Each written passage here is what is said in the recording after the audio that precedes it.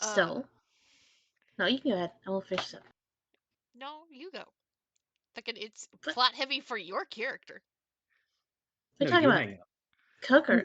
Anyway, so, what did happen? All right, let me look at my notes. All right, I fucking took this on my husband's computer. So, a lot of people know where Shay lives, and she does not like that. Did you? Shalelu fills us in on what's going on with the goblins in the area. Shit's sus. Seems like someone's rounding them up and unionizing them. Very not good.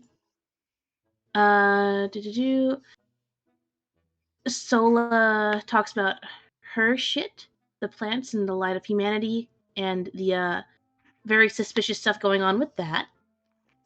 A lot of Samsaran lore was dropped, and the memory and shit. I think one of the conclusions was that someone at some point, and maybe is still, trying to recreate the light of humanity, which apparently the elves used as a fucking weapon because it burns for fucking ever. Ismark had a dream of a cabin on fire. And it Did was you suspiciously the same one as the one that Sola saw. Yep, connection there. He got the POV, you're the bad guy. The Kokoro joins, delivers package of the fucking thing that Pseudo made. That has some sus shit on it. Stained glass that seemed to have hints towards both necromancy and like necrophilia in a weird way because of that. Yeah, we're just gonna gloss over that. We talk about what we're going to do. We decide to go with Shalelu, and Kokoro takes us to go and see what's going on with her family because there's a bunch of shit going on at the Glassworks. We get there, shit's not good, very not good. Kokoro takes us through the secret smuggling entrance. We go through the caves and Which are filled with down. hallucinogenic mushrooms. Yep, a lot of illegal shit, including the Aslan's trumpets. So they really didn't need to steal from Sola; they just chose to. Now that I realize that, that was a choice. Damn, you're right. Now that I'm thinking about that. Yeah, right. That was a choice. We get inside. We find one beat the fuck up Ameko. Was she tied to a chair? Yes, she was. Yeah. She was tied to a chair, yes. Yeah, she was tied to the chair and shoved in like a fucking janitor's closet in the basement. Mm-hmm. So, she says some stuffs. Saying we gotta go up there now. Thinks that he's gonna do something stupid. I wonder who the he is. Everyone in order, one after another, goes upstairs, and eventually we hear a very, very bad scream, and we find what looks to be Pseudo, who had just encased his father in molten glass and killed him while he was still alive. And there's a bunch of goblins playing with the corpses of the factory workers that were there. It's not a good time. Yeah, it's rough. Very bad time. Mm-hmm. Some would say the worst time. Indeed. Yeah. What a jam-packed time we had last session. What a jam-packed worst I time. glossed over so much for speed. Well, thank you for the recap. That brings us to today's session, where we are going to be doing a whole lot of combat, and potentially also leveling up in combat. Hey. Which will be very fun, I am sure. So all of you are now in your marching order. The goblins have spotted you all. and so has Suto spotted you. The last thing Suto said was that he didn't want Kokoro to see this. Now, before we start initiative, Kokoro is allowed 1 turn to interact. Do you want us to go ahead and roll initiative just so that we have it? Yep, that makes sense to me. Since we're getting into the roleplay, I will turn off the recap music. That was very good recap music, though. 2012 YouTube funny moments montage music. So taking your damn time. Hey. Sola was healing the beat the fuck sister, okay? She was. You're right about that. She's doing her damn job. Her job is not to go fight people, it's to keep people alive. Where is initiative? There it is. Yeesh. Yikes. Don't worry. You're sickened? Yeah. The smell of the body. Yes. But I feel like it her. was only for like a round or two, right? It's only for a round, yeah. It's only for 1 round, yeah. Okay. Mm-hmm. I feel like Shay's sense of smell is becoming more of a curse than a blessing. Fucking double-edged sword, man. Yep. All right, we have 2 teams of goblins for this encounter. We have the Stinkums goblins, who have the little plume next to them, and we have the non-stinky goblins who showered today. They did? That's impressive. Yes, I know. It's very impressive. We should all be proud of them. They have no mark next to them. This is so that I can keep 2 separate initiatives for them to break things up, instead of all of them moving at once. I erased earlier shit. There you go. Okay. Goddamn. Combat. Sheesh. Yeah, no, fucking Mez is gonna. God damn, Mez. Alright. Now just roll one of those with the gun. 15. Also, remember, we have bonuses from Shalelu. Oh, yes, you will have bonuses. We will. She Shalalu's needs to gonna take fucking- an action to do it. Mm-hmm. Oh, please, God, Shalelu is gonna carry Help. us through this fucking combat. Shalelu, Please. help! Okay. Well, there's our turn order. Cut that roll. We have some ties here. Solo, what's your dexterity? Chicken. So where's my dex? There it is. 14. 14. The goblin is more dexterous. Not surprised. Okay. I think that's the only tie we have to sort here. All right. So, Kokoro, you have just come upon your brother encasing your adopted father in molten glass that is in fact still steaming. The stench is god-awful, but perhaps worse than that is the expression of just pure shock and guilt and anger he has as he realizes you're here. What do you do? First of all, I ask him, what the hell does he think he's doing? But in Kokoro language. What would that be? Are you saying in Minkayan or are you saying in character? I'll ask in Minkayan, yeah. Alright.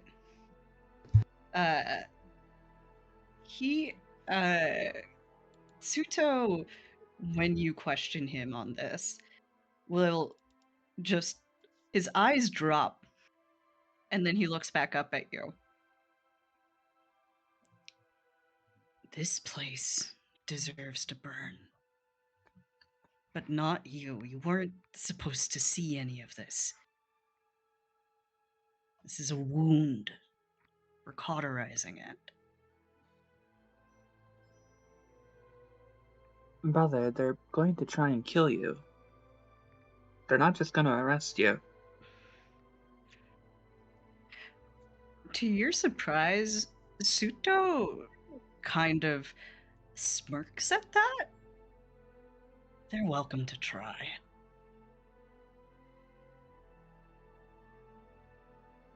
Just try and get out of here.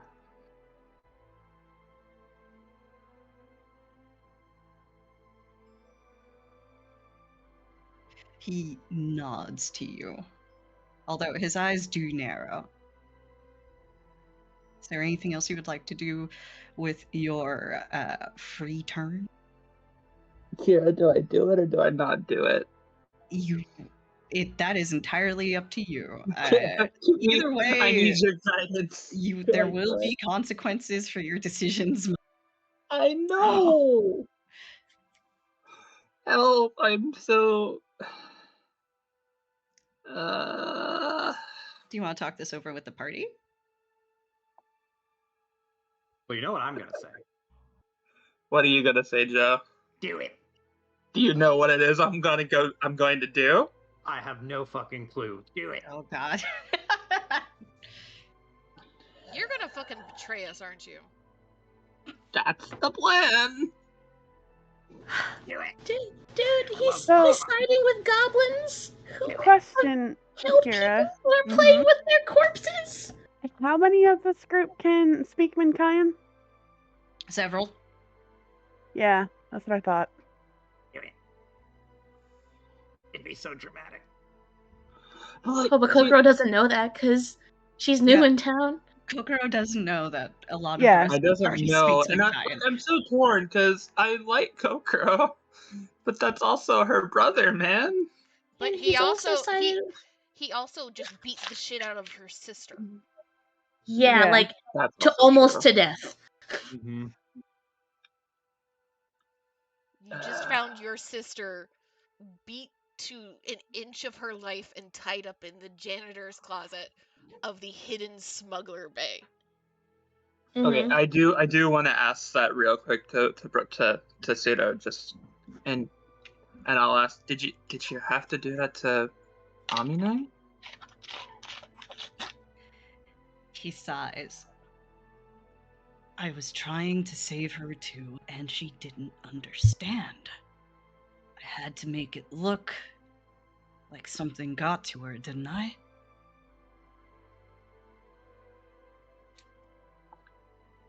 She just kind of sighs.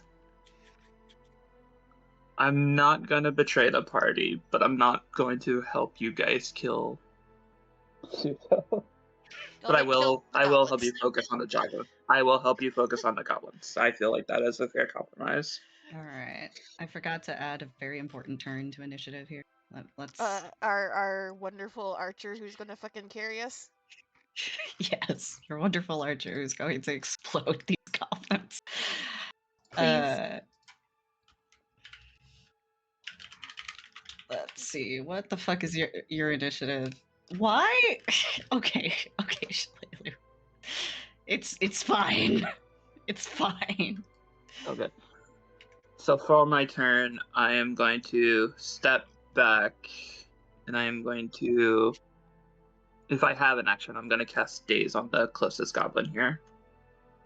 I will allow this for narrative purposes. Which goblin are you aiming? The red one. Red Stinky? Stinkum. Red Yeah. Stinky. Okay. What's the save DC? 18. And I'm going to just throw this out there as advice to you, Kira, because I think, if I remember correctly, this happened last time. While we are in combat, just like right-click on the tokens that we kill and put like the big red X over them, rather than delete them, so that, because since you only have 2 groups, if you delete the token that is attached to the turn order, you're gonna lose that turn order. That's a very good point, Z. You are very wise. All right. Yeah. Red Stinkums he's starting up the goblin stompy for the goblin chant.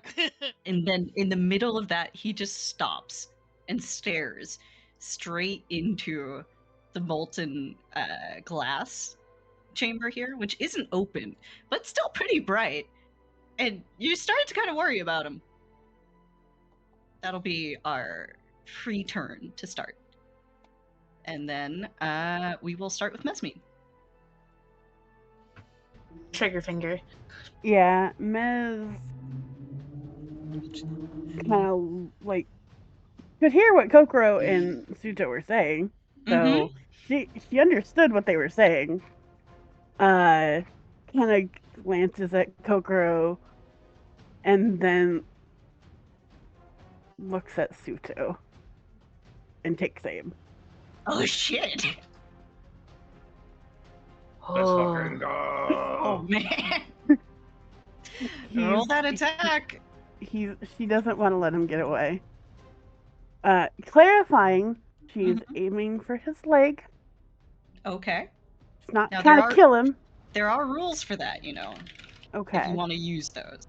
Okay, what are the rules for this? I think I posted them in resources last time, but let me double check if I did. Yeah, because we were talking about it last time at the Yes, very least. I did post them there last time. Sources, double checking. Call chats. I just got flashbanged. Yay. Oh, sorry. But yeah, it's -2 for the leg. -2? Okay. Mhm. Not as bad as it could be. Yeah. Okay. And then, let's see, are you within range for that? I can move closer. Yeah, you if I certainly need can. to. Let me Double measure. checking. That's, looks like 65? 60? 13 Yeah. times whatever. So, I think you'd need to 5 foot or something, and then you'd be squeezing with the other two. Okay. Just put just steady the barrel of the gun on one of their shoulders. Mad Max style. Oh my god. You don't need your left ear, right? Excuse me. All right. Point. Just in between both of them. Yep. Go for it. Where's my gun? Attack.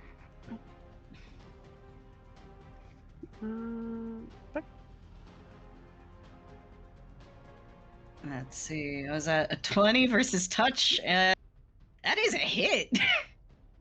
Damage 10? Christ. Yeah. All right, Mesme. All right. Mez is not amused.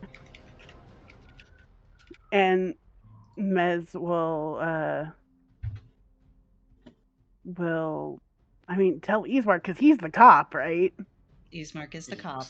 Yeah. She'll so before she shoots, if this is okay, she'll lean up to Ismark and tell him, oh, I thought you might want to know she told him to run. Ismark looks at Mesmine, kind of confused for a second, and then looks over to Kokoro, and then looks across the room, and you can see his eyes darting around, kind of doing the math. Then bang. Police. Yeah. The cops have shown up. Ismark's holding Sorry. back. But he processes it and then nods once, and then I imagine, without missing a beat, he hears the gunshot go off right next to his head. Yep. Which. Hey. There you go. Hey.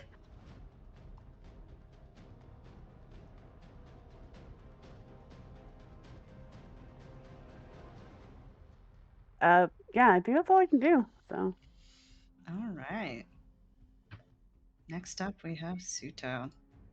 So, Mez, you line up this shot, and it rings out throughout the chamber because it's so narrow that there's nowhere to escape from the sound, and it's kind of conducted perfectly all the way down. The goblins look in complete and utter shock as they were once more trying to get their little goblin song started, and then that happened. And now they're just fucking bewildered. Suto, meanwhile, as the musket ball has buried itself into his calf and kind of exploded it a little bit. Oh. Like, you can see that, like, his calf has been, like, the pant leg has just been darkened by the explosion of flesh within it. Musket balls, meeting flesh, do not generally leave very much in their wake. And that is the case here. But he doesn't cry out. He just sort of lets out a hiss and tries to collect himself for a moment. then he will order the goblins to attack everyone but Kokoro. That will be the first thing that he does. Where the fuck is your sheet? There it is. Let's see how well he does at that. All right. He tries to call out to the goblins to get them to focus. And the goblins just kind of don't hear him. You see Yellow Stinkums over here turn toward him as he calls out, get them, ignore the Minkayan woman, the white-haired woman. And this one's just kind of like, what the fuck did you say? Ah, shit, I can't hear anything. And then this one over here just kind of just starts going, trying to harmonize with the sound he hears in his goblin ears. So the goblins do not have a prime directive. Tsuto fucking does not want to be here, however, so he is going to try and get away. Hobble his ass away. With his other action. Now, it's funny that you say hobble. Let's see how well he does this. Okay. This man has been hurt. His calf has kind of exploded, and yet 1, 2, 3, 4. Wait, no, not the goblin. Move him over here. He does just clean vault over the table. Whew. Lands on his good leg and doesn't get much farther than that, but he does vault the table. And that will be his turn. Ismark, is now your turn. Oh boy. Okay. So, Ismark does not have nearly the kind of range that a gun provides. But can he squeeze through the past Sheadris through the door and then vault over this stone table here to get on the other side of the goblin who is in red? You're talking about red stinkums? Yeah, the stinky red one. All right, let's see. I do believe that one's currently dazed. That one is dazed. He's just kind of staring at this here.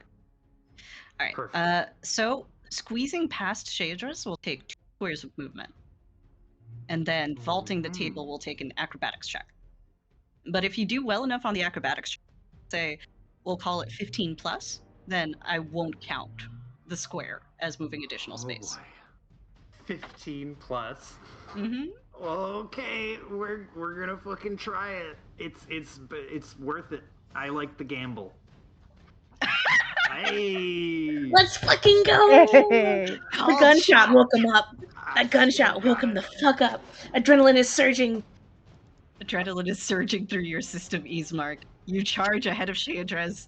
You're able to vault the fucking table and land beside this poor staring goblin. Let's fucking go. He vaults over, lands next to the goblin who's still kind of half awake, and he's gonna whip out the rapier and go for one good straight to the dome, one clear shot straight to the head. Or I'm not gonna call the shot, but mind you. 17. 17 is a hit, my friend. Oh, thank Christ. 6 is also enough to down it. Hey. Let's go. So, big red X. All right, so how do you down Red Stinkum here, who is staring almost innocently and eye-burningly at the furnace? Okay, so you were not in the other game where this happened, but Oh my god. we've been having a lot of these sword-shaped objects go to the side of the head because the goblin is staring, like you said, into the fire, kind of mesmerized by it. Mm-hmm. And as Ismark slides over the table, he is now kind of at this perpendicular angle to the goblin, and he just brings the rapier up and aims it over his shoulder and fires it like a pool cue and goes right to one side of the head and out of the other. All right. And just shoop, pulls it right back out. You do this, and the goblin actually stays standing. Oh. He's not alive. But by some quirk of either his anatomy or the way he's balanced against the table, he's just still staring at that. And he'll be staring at it forever until somebody moves his body. Jesus. Gross. That's somehow more horrifying than what I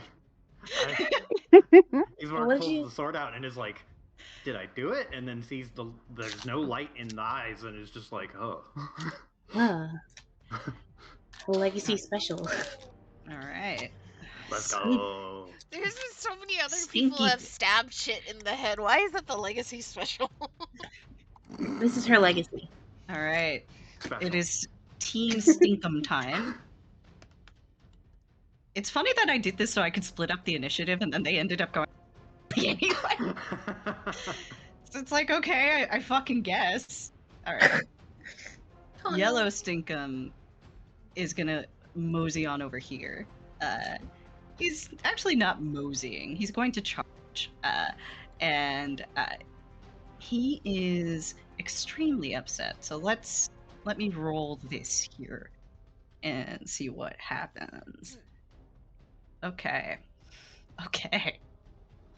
Okay, I guess he's got that dog in him. Alright. So, Ismark, you spear this goblin. This goblin stays afoot. This one just fucking screams. Ah! Ah! What did you do to Frank? You fucker! And from the glass station working table, he picks up a pair of still hot tongs and charges at you. And in his goblin rage, manages to sink the tongs into your leg. Oh. So you take 4 fire damage and smell your start to. Oh. All right. This guy here. What are you doing, Purple Stinkums? What's your move speed? 5, 10, 15, 20, 25. He'll go over here. And then this guy will go 5, 10, 15, 20, 25, 30. Right over here. And I believe that is it for Team Stinkum. Team Clean. Team Hygiene. Team Hygiene. 5, 10, 15, 20. This guy will clamber up onto the table. And he too is upset by the death of Frank, the Red Goblin. But this whole time he's been letting out like as he's charging up ahead. And in his hand is a piece of like still hot glass that has some sort of flaming liquid in it. And he is hurling that at Ismark.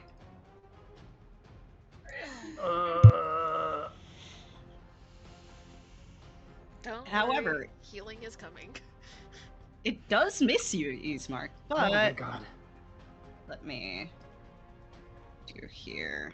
Bam, bam, bam, bam, bam, bam. Those squares are now difficult terrain. And the shards of glass that have landed thing that he threw at you, those shards are now sticking up on the ground, glinting in the light with wicked sharpness. So Sorry, I didn't mean to click that. I was trying to open up the description. No, that's fine. That's fine. So anybody who moves here on one of the yellow X's, if they do not pass a reflex save, will take 1d4.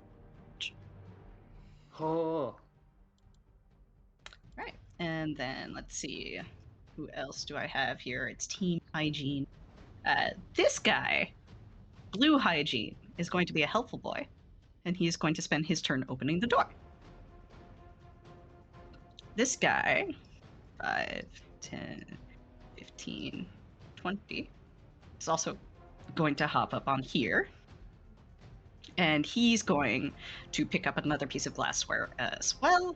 So he is now armed and dangerous. Orange, 5, 10, 15, 20, 25, 30 will advance.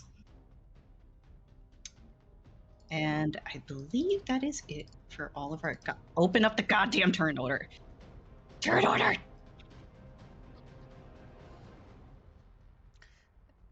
There we go. All right, Sola's turn. Yes. I'm not going to be able to get over to Eastmark this round to help. So as long as Eastmark does not run away from Sola next round. Oh, he's taking damage if he does. Yeah, I don't see Eastmark moving much at all.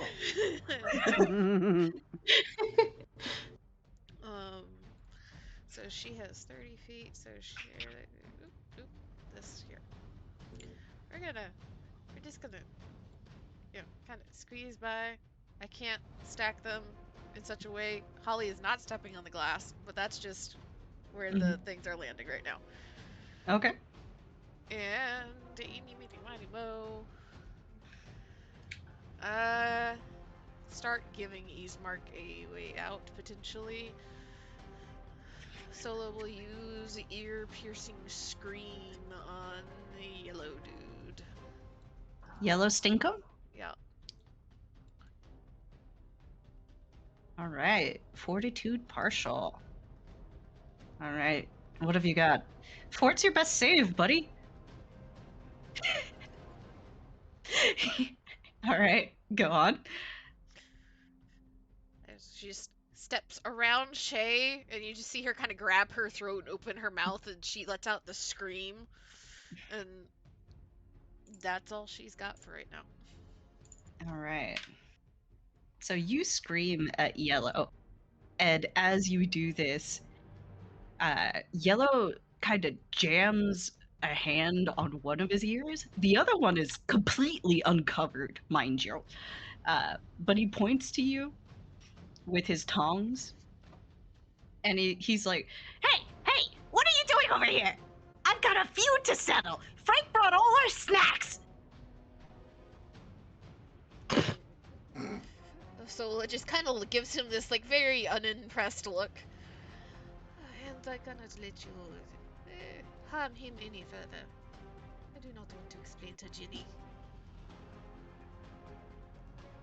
All right. Kokoro, it is your turn.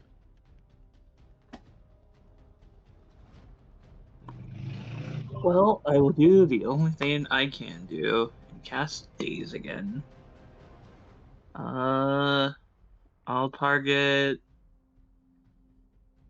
I'll target the pink one because pink. I like pink. Pink good. All right, let's see what he's got. Jesus Christ. Oh my god, dude. He rolled a 0? Like moths to a flame. They look at the furnace. So, this guy is rushing up ahead to avenge the snack bringer who has perished in battle, only to find himself in a very similar of staring at the furnace, which he's realized is very compelling for reasons that don't make sense to him. Compels him, though.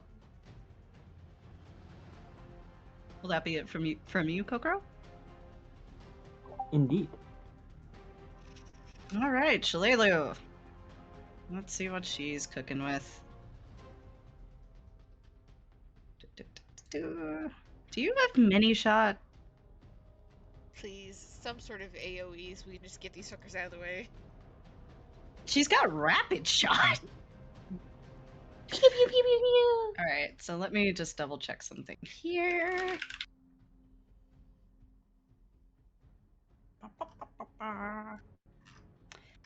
I need to check what kind of action this is. Okay. So for her move action, Shalelu will just string her bow and just look over to the rest of you and tell you all to follow her lead. She's activating Hunter's Bond to give all of you her favored enemy bonus against goblins. So everybody gets huge. Everybody gets a +2 to everything even faintly fucking goblin related until the Fucking end of goblin. combat. Let me double check. Does that include damage? It does. Hey. Right, and then I have to look up how fucking rapid shot works. So once.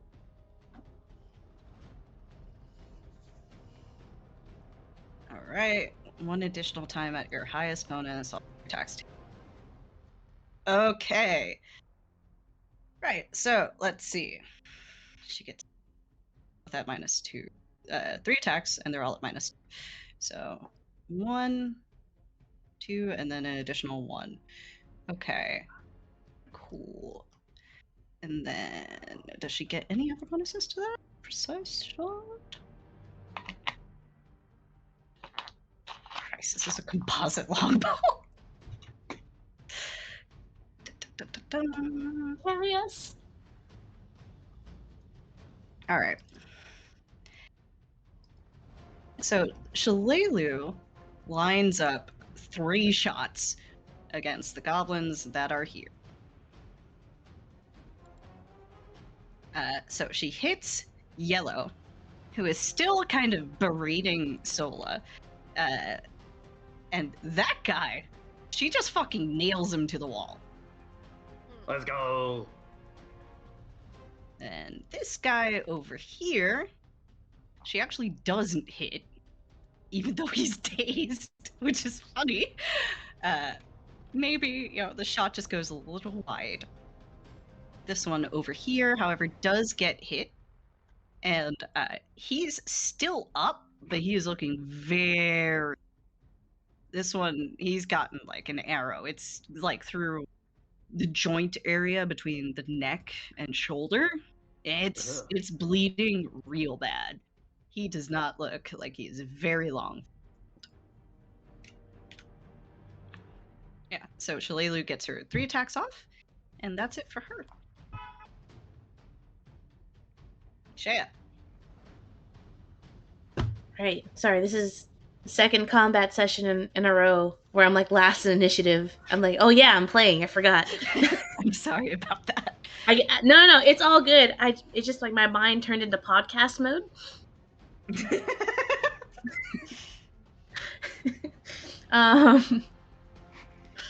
Okay. Just to refresh my memory and make sure I'm understanding this right. Mm-hmm. I have my standard action. Yes. I have a move. Yes. And then God tier 5-foot step, right? Yes. Okay. However, if you're intending to get... Well, actually, no, you're kind of the squeeze point, so I'll let you get past there for free.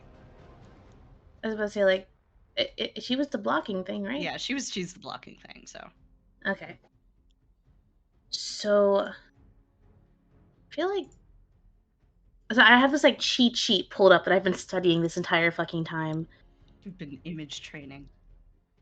To figure out what the fuck to do with the move action. Get up in Purple's face and kill it? Oh, yeah. So, does it matter if I move or 5-foot step? You could do either. If you do a 5-foot step here, I mean, either way is fine, really. Okay. Just going fucking... Well... And... attack this guy to the best of her ability. Alright, let's hear it. Cool. This is a +2, right? Mm-hmm. 17? Alright, 17 is enough. Okay. It's gonna be a... What's the 12? I don't know. What the fuck? It's rolling 2d8 damage. Why? I'll take a look at your sheet, but that is enough to kill it. So Shadris, how do you? Okay. I imagine that she kind of just like used. I'm sorry, my mind is still stuck on whatever the fuck's happening with my sheet. I imagine she took like a second to like steady herself from the stench that's making her sickened, but she's able to like pull herself together and kind of just like launch herself forward and around Sola. And I imagine that she kind of just like lands against the wall, kind of, and just uses that momentum to just swing her sword into its side, kind of pushing it into the wall to the left, which I guess is that. Yep. The furnace? Mm-hmm. Oh, that's the furnace. Oh shit. That's the furnace. Are you Launch trying him to into the push him fire. into the furnace? Not the You can do intention. that if you want. Wasn't the intention, but I feel like she was more concerned about killing him than where he ended up. So you push him, and Shadris, you are filled with such rage at the sight of Tsuto and at the implication of everything that has happened that you push him a little harder than you mean to, and he goes straight into the fucking. All of you hear the screams of this goblin as he's burned alive, and there's another wave of stench. Horrifying. I mean, good. Shadris, make me a fort save. Another one? Yep. You gotta stop getting whiffs of roasted character. It's Ford, right? Mhm. Does my sickened end? Cause round is over. This sickened ends. Okay. New sickened begins. Take the sickened off so that you don't roll Yeah. with a negative, and then roll. Mm-hmm. Uh-huh. Top of your sheet. You're fine. You're good. Okay. You don't gotta worry about it. The scent of this goblin burning is, in fact, everything that you have wanted. It placates your rage. Oh, I have a question, DM. Yes. Could I have done a 5-foot step previously so that she can move forward? Once? Yes. Just to be closer to Pink? Mhm. So that Get around. hopefully Get around him. he's around him? Okay. Get Boop. around him. Yeah, there you go. Oh, Clear okay. the space for us. Yeah, clear the space. All right. Because Wait, I that have a was like feeling what? Shalelu is going to just like 1, fucking 2. bulldoze her way through here in a second. These are ranged. I know, but she needs to get closer still to get the ones that are really far away. Okay, that's Alright. true. Can I move here, Kira? Boop. Sure. Okay. Thank you. That's it. End of turn. Maj? So it takes the whole turn to reload, right? It takes a standard to reload, if I'm not mistaken, right now. So you can still move. Okay, cool. Then yeah, I'll. And double check how far I can move. Standard move speed is 30. 30. Yeah. It is? Could get closer, but then I'd be in Yep. Shalalu's way. And I'd be right next to the goblin. You can move past.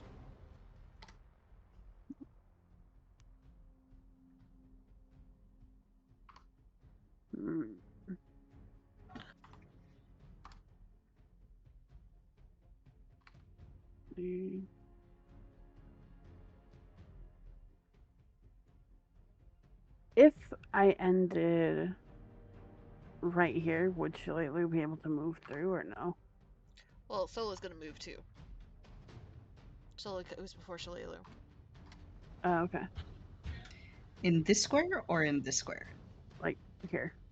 This one. Yeah, okay. In this one, Sola's gonna move, so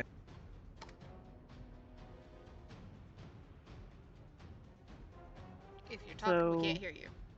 I said if Sola moves, it's fine. Sorry. Okay. And also, Sola's gonna get on the table.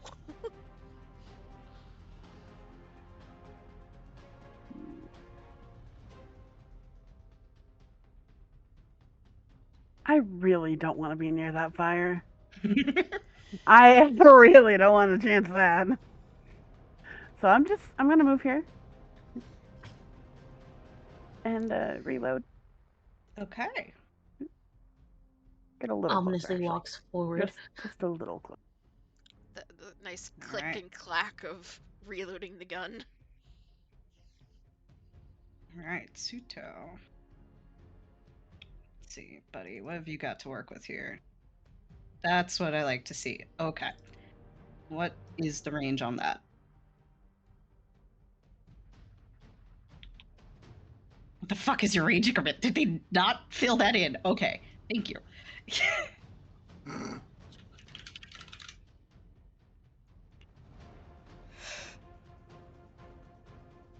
All right.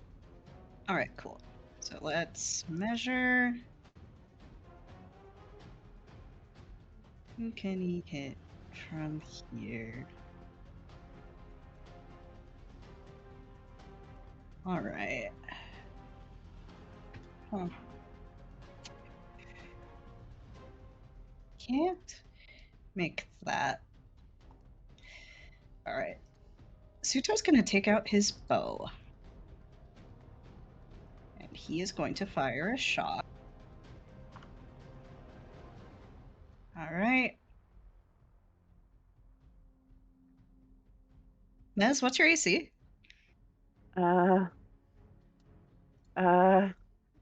a lot. AC 14. All right. So Suto takes out his and actually, everybody make me a perception check. Oh.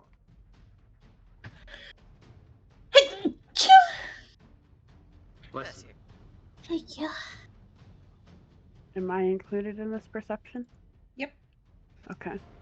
Everybody. Mm. Yeah. Everybody. All right. Kokoro?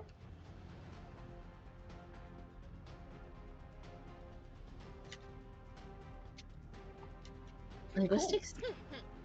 All right. What paper is she writing? All right, let's see. So we'll take the 13 there. Cool. So, Sola, you can see that he's a little to take out the bow than he usually is, and Ismark, you don't really know. Kokoro, that's about where you are as well. Tiny bit slower than you've known him taking out this bow. Normally, when Suto wants to shoot something, it's gone almost before you see the bow. Mesmine, you can see as he lines up the shot against you that there's a little bit of hesitation. Shea, you're uniquely positioned to see him actually aim at Ismark first, then kind of look to you, and then quickly turn away. You see him focusing on something a little bit past you, and then landing on Mesmine, and it's only then that he shoots. Okay, so he aimed at Ismark first, then something behind, then Mesmine? Mhm. Okay. And here's a fun thing. Mesmine, the arrow flies straight at you, and it's just a very powerful shot. This is a well-made composite longbow. It shoots arrows extremely fast, but it doesn't manage to pierce your flesh. The arrow just kind of skims right by you, and you get nothing worse than a scrape on your side. He only does 2 damage, and your damage reduction nullifies that. So she winced, like she's like, oh shit, I'm gonna get hit, kind of thing. But like didn't, like only got a scratch. Like, oh, okay, all right, focusing again. And Once he's done that, he will continue trying to 5, 10, 15, 20. Ismark, you're between a rock and several goblins. Backup has arrived. Can I actually hit that one from where I'm standing, even though he's kind of... He's on the table, so you'll take a penalty. How much of a penalty? Well, he is also dazed, so maybe that evens. Okay. Can Ismark climb up onto the table? Could if he wanted to. Since this goblin isn't really threatened, just like... That's a good point. Yeah, I'll just have Ismark clamber up onto the table, and then go for the strike. All right. Remember, you've got a +2 to everything from Shillelagh. Yes. So let me go. I don't know. Temporary attack modifier. There we go. So we're gonna throw 2 on both of those. Nice. Oh shit! Holy shit! I Let's crit. fucking go! Let's fucking go! Damn. You did But I not did confirm the not. crit. Which is totally fine with me. I do not anticipate confirming. I am just glad that the nat 1 was on a confirm roll and not a crit roll, or not the first one. All right. Let's see. I wonder why I rolled damage twice for you. It's Dude, how many interesting. crits have you rolled the past 2 days? All right. 10 is enough to kill this guy, though. So how do you murder this second goblin who is staring straight into the furnace? You are not fighting very honorably today, sir. You know what? Don't think that's the goal for Ismark. Yeah. Definitely not. And you know what? Goblins, if the shoes were on the other foot, they would not hesitate in the least. So Ismark steps up onto the table, first he looks at the goblin and like raises his weapon like, oh shit, and he realizes it's also kind of like spaced out, and he just goes, climbs up onto the table, looks into the fire, sees the other goblin roasting and screaming, and he looks at the one who's dazed and is just completely out of it, and he'll just very, very quickly and efficiently do what he did before, but with way less dramatic flair and more matter of fact, like, I'm just gonna, there we go. Splink. Splink indeed. That's another dead gobbo. You guys are making pretty good. All right, Team Stinkums. There's only one left in Team Stinkums. Man, okay. All right, what are you doing? Great. What are you doing, Stinky Boy? What have you got with you? You've got a swim speed, so I love that for you. Good for him. Right? Good for him. Great hobby. Good source of exercise. Okay. What Greeny over here is gonna do is he is going to take a towel. He's gonna toss it in the furnace, just the corner of it to get a light. And then he's gonna try to throw a balled up towel roughly in Ismark's direction. This is not something that the odds are with him to do. But it's what he's trying. He's a creative little goblin. Alright. It does not get very far. I really want him to like roll in that one and splat on top of the orange dude. I mean, a breeze comes in from the window, sending it back. So it manages to land right over here, and it passes Orange, who just kind of sways out of the way and looks back at him and is like, "You fucking idiot! It's life or death out here!" And Greeny just frowns, and then, to hide his shame, starts moving away. Over here. Hides around the corner. Aw. Now, Orange over here. Orange is also industrious, because you see Orange is very close. And as we know, yellow goblins are the smart. So, Orange is going to pick up the burning towel. And he's going to ball it up before he throws it.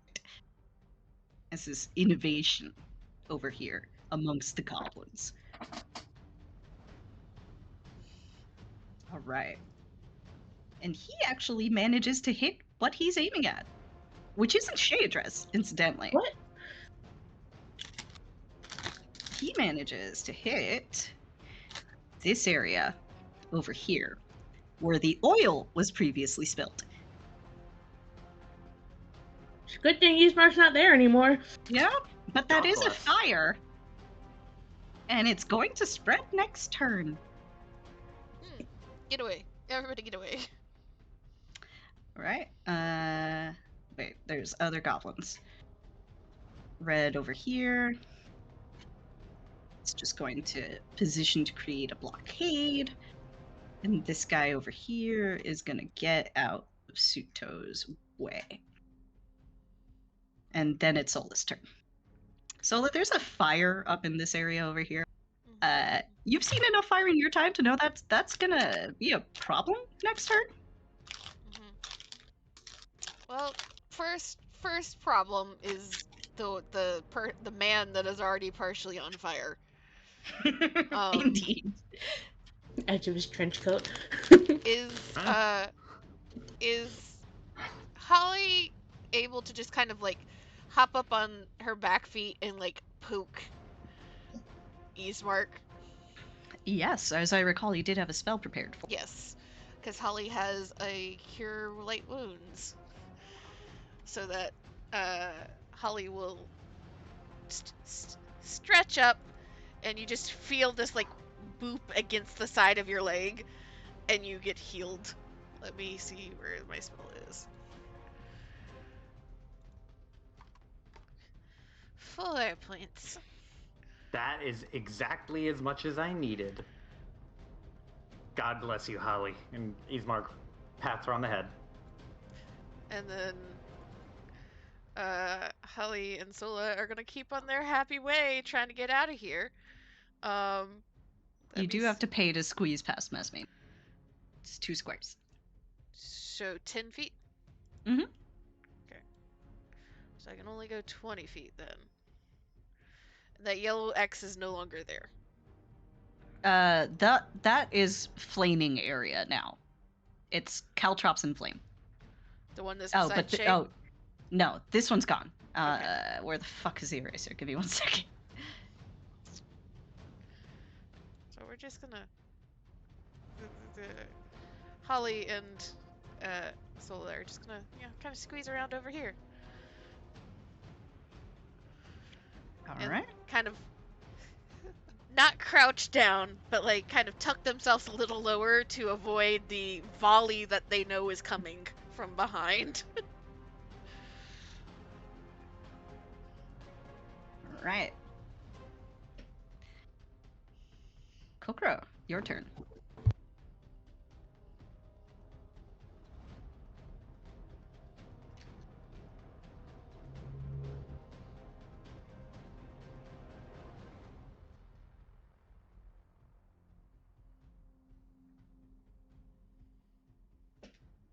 No, it's not There you go. unnutting.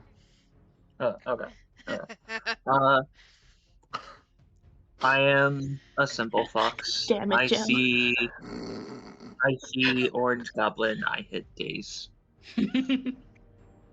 All right. DC 18? Yeah. Okay. That's all the combat utility I have. I mean, it's good combat utility. Yeah. It is. Yeah. Orange is now also dazed. He was just cackling with glee at having lit a fire, which, as everyone knows, is a very strong goblin pastime. But then he too just kind of spaces out and starts staring at the lava. Made laugh. Alright, Shalelu. Okay. Shalelu, what is your move speed? Okay. 5, 15, 20. Okay. Let's do some measuring. Okay. I don't even know why I'm actually measuring. I think she can hit everything in this room.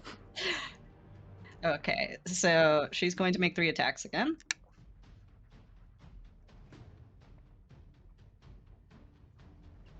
1, 2. Christ. All good? Yeah. All Yes. great. Let's fucking. No, not Shadros, it's she. Shillelagh. Shillelagh. Okay. So the first thing that she aims for is Greeny over here, who has just made a mistake and slunk away, ashamed of himself and thinking of his goblin.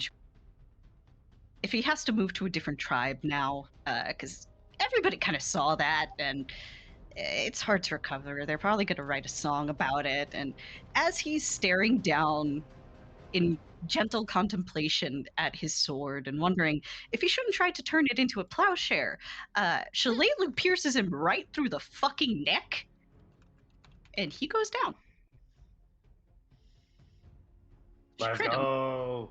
Let's Holy go. Holy shit. Red over here is the recipient of the second shot, and just as he howls in surprise, the arrow goes through the back of his mouth. He too goes Let's down. go. The last shot is aimed right at Suto, actually. That one also hits. Lands in his side. And Suto takes a number of damage.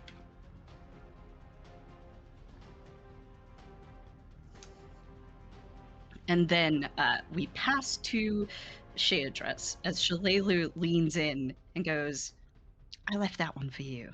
I think that's more your speed. Jay, thanks. She's gonna fucking stab the goblin in front of her. You know, I feel like she thinks she was being nice, which is probably arguably the worst part. Honestly, hold on. Let me roll a cool check.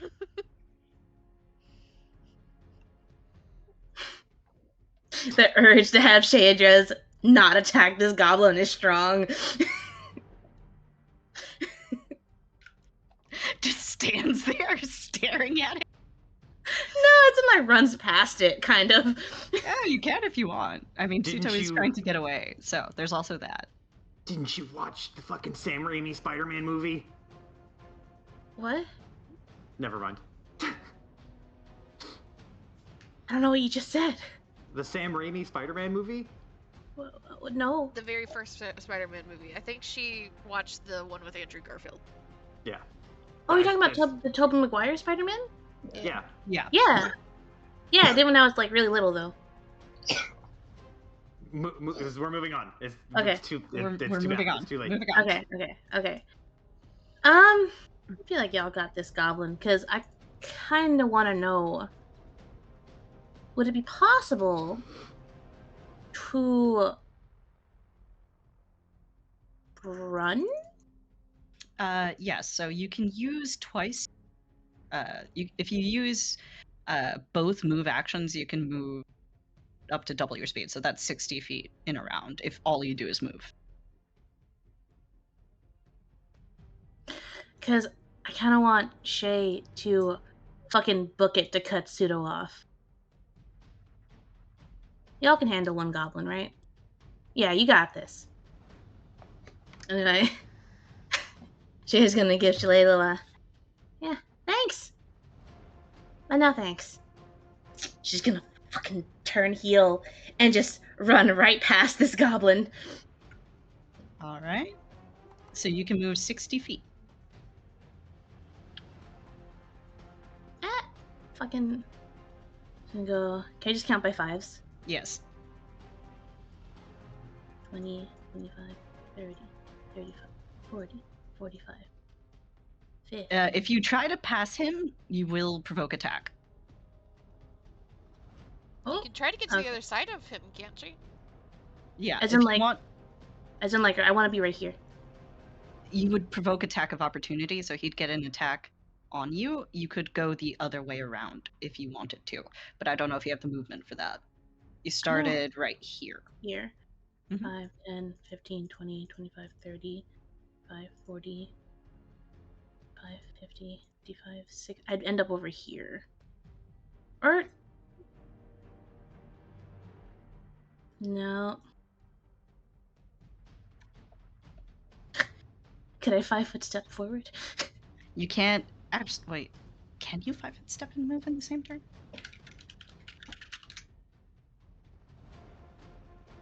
Let me just double check for you. I thought 5-foot stepping was your movement. Yeah, it's a special one.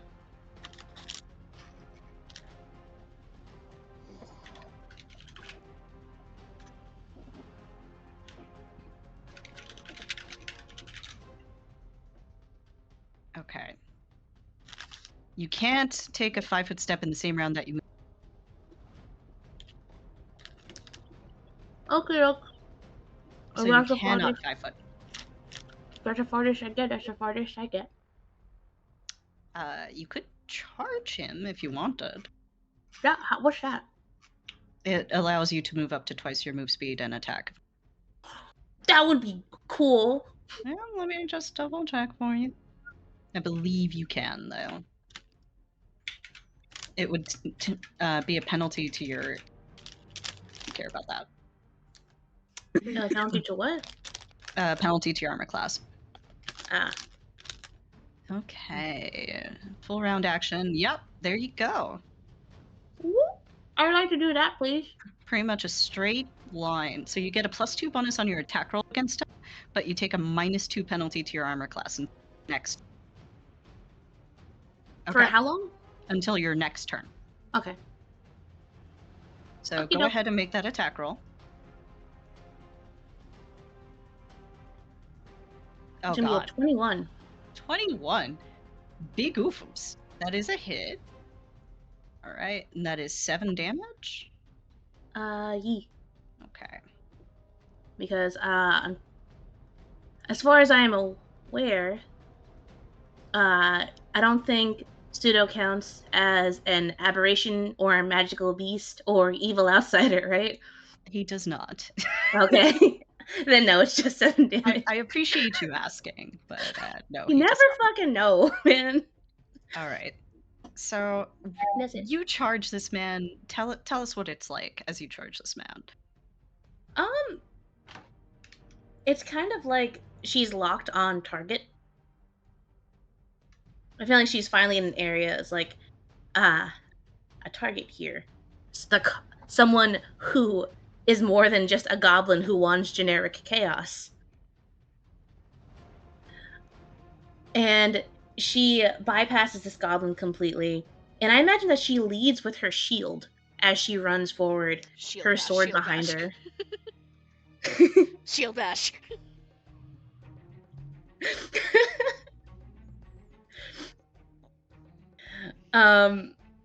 Unfortunately, she cannot shield bash. God damn it. I wish, man. I fucking wish. You sounded so feral there, Z. Dude, I want the shield bash too, man. If Sola dies, Bola is gonna be a shield focused fighter dwarf. Yeah. And she just runs in, stopping just in time, using all of her built-up momentum to swing her sword forward. Trying to clip him in the abdomen, I think. So your sword lands true, and you slice clean through. It's already starting to weep blood, and you can see he's looking a little pale in the face. And his eyes go wide as you hit him. And he holds up his free hand, and he just looks at you. His eyes land on you. Please, don't make me hurt you. We're family.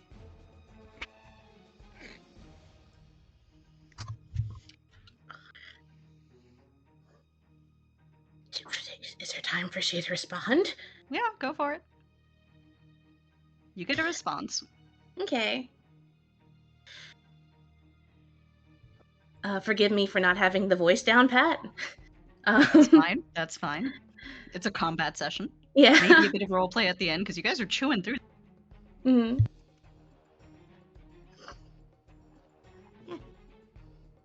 He said, we're family? Is that what he said? Yes, don't make me hurt you. We're family. Yeah. Family? Last time I checked, I don't have any family left. That will be as far as this conversation can get in round. Mez, what are you gonna do? So, Mez, as someone who works in forges, understands that fire is bad. Yes. And why the fuck is there oil so close to molten fire? Indeed. That's gonna be a problem. So, I mean, I don't know how much help it would be, but, you know, Mez is a smart gal. She keeps a water skin on her all the time. Oil and water, though. I'll give you that for free. I mean, it's a Glassworks, right? They've got sand.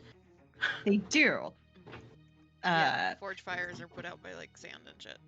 Yeah. Mm. And Mez has been doing this for long enough that I will say that she a sandbag in here and knows to look for a sandbag in a Yeah. forge. Okay. Mez's gonna do that. All right. Y'all can deal with the thing. So, All right. I guess here. Yeah, if you focus on putting out the fire, then it won't it anymore, and next it'll start going out. Okay? Okay. Yeah. If I can add more movement once the fire's put out, that'd be cool. But if not, I'll just. I'll say you can move into this square. It is caltropped up though, so you would have to make a reflex save or take damage. No, So. I'll just. Can I move onto the table actually to put out the fire? Oh, like grab the thing, get up onto the table, and start spilling it? Yeah. Yeah, sure. I'll allow Okay, cool. So I'm gonna haze mark. All right. Yeah. Gotta love these sturdy tables. These workman tables are 100 pounds. They're fine. They're totally fine. Just so long as nobody actually lets it catch on fire. Mm-hmm. That's the point. Hell yeah.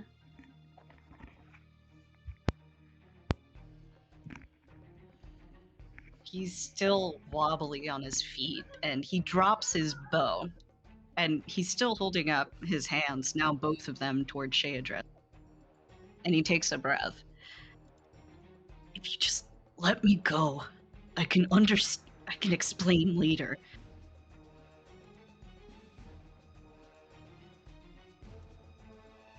I think you should explain right now.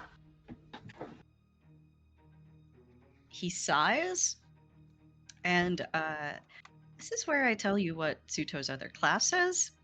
Oh no. It's monk. Oh, fuck. Yo! So, Suto is going to try for a stunning fist, which declare rolls. So give me 1 second, and I will look at the rules for that real quick.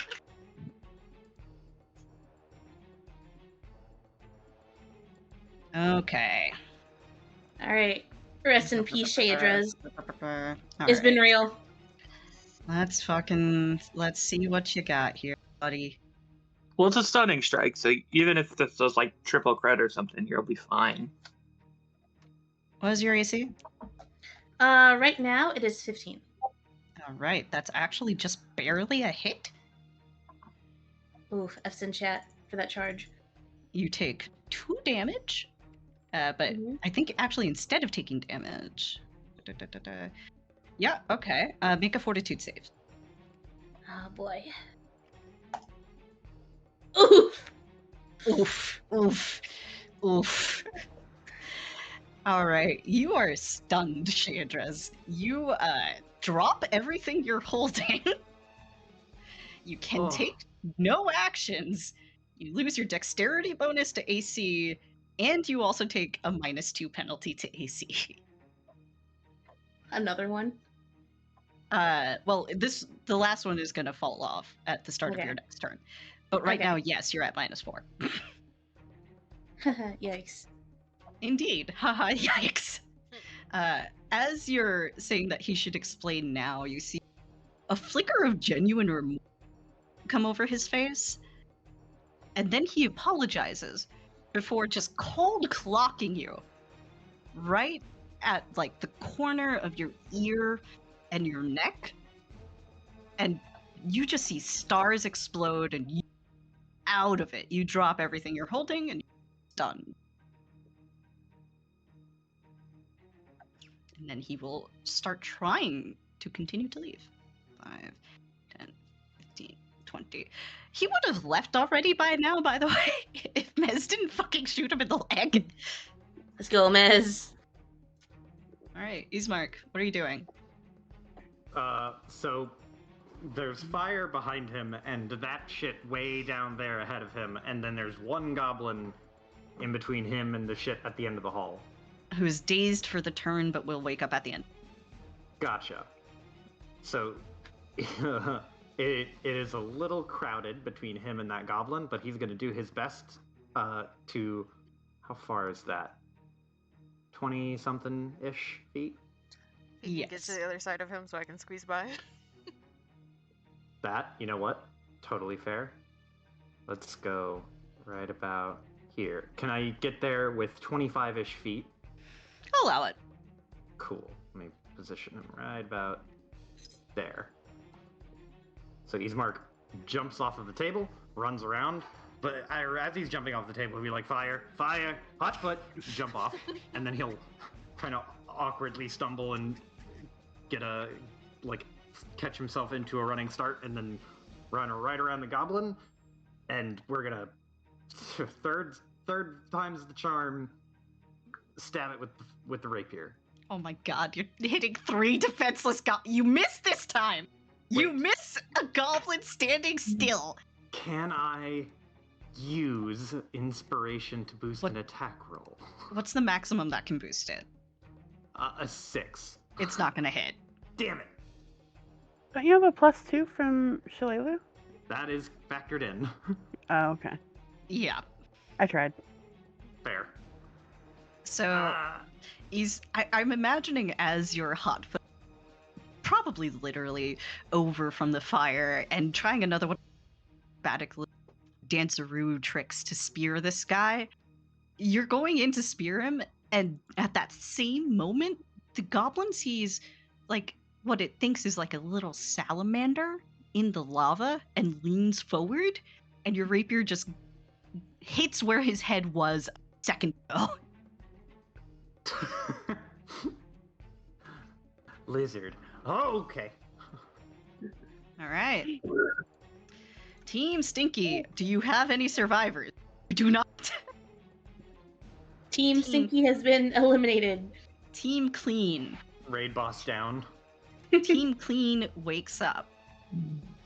And Team Clean, evidenced by our orange boy over here, is now upset.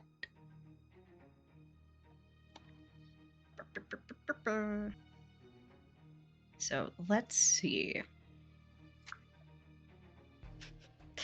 So this guy lashes out at Ismark with whatever he can find and whatever he can into existence. He goes, "Wait, that wasn't a lizard. What the fuck am I doing over here? It's life or death." He picks up another pair of glass tongs and just tries to wing it at Ismark, but he goes real wide. Completely misses. But he's not smart enough to move, so he won't. This guy, 5, 10, 15, is gonna go right on up to Shadra's and try to her.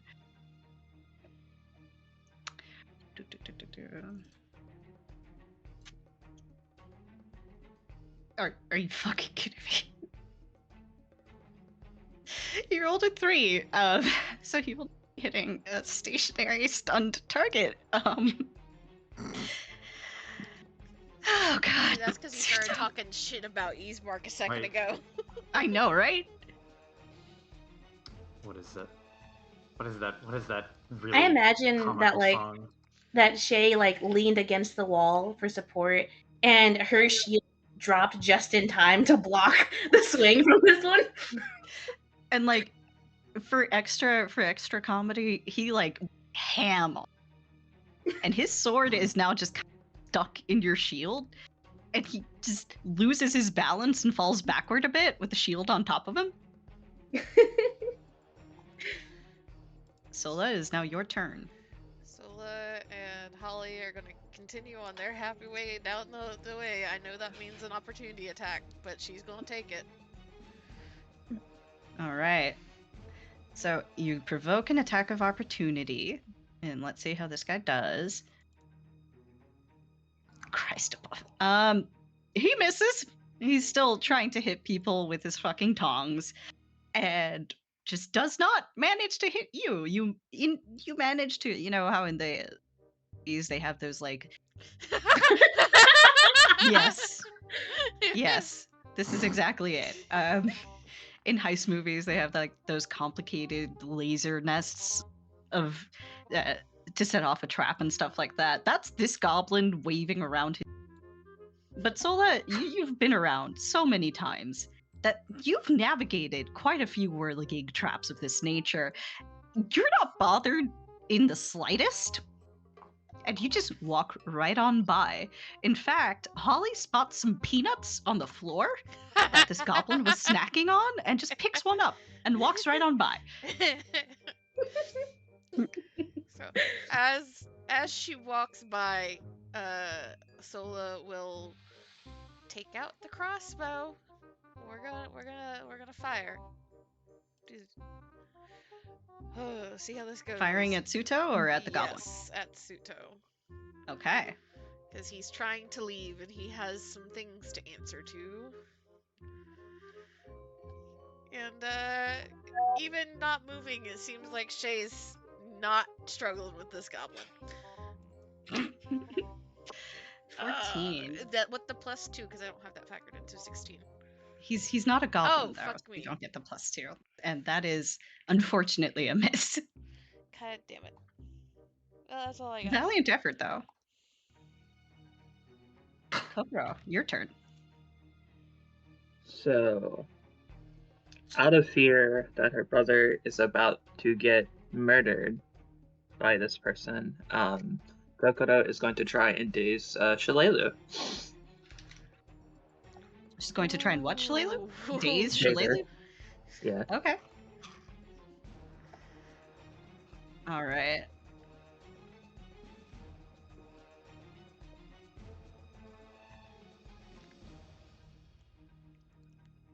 Where is your will save, Shalelu? Shalelu's gonna beat your ass. Shalelu, you try to daze Shalelu, and you can see the magic flickering across her, and then her ears twitch, and her head snaps around, and she locks eyes with you, Kokoro. She doesn't say anything, but she knows what you just tried to do. That's fine. It is now Shalelu's turn. Unless you would like to use your move action?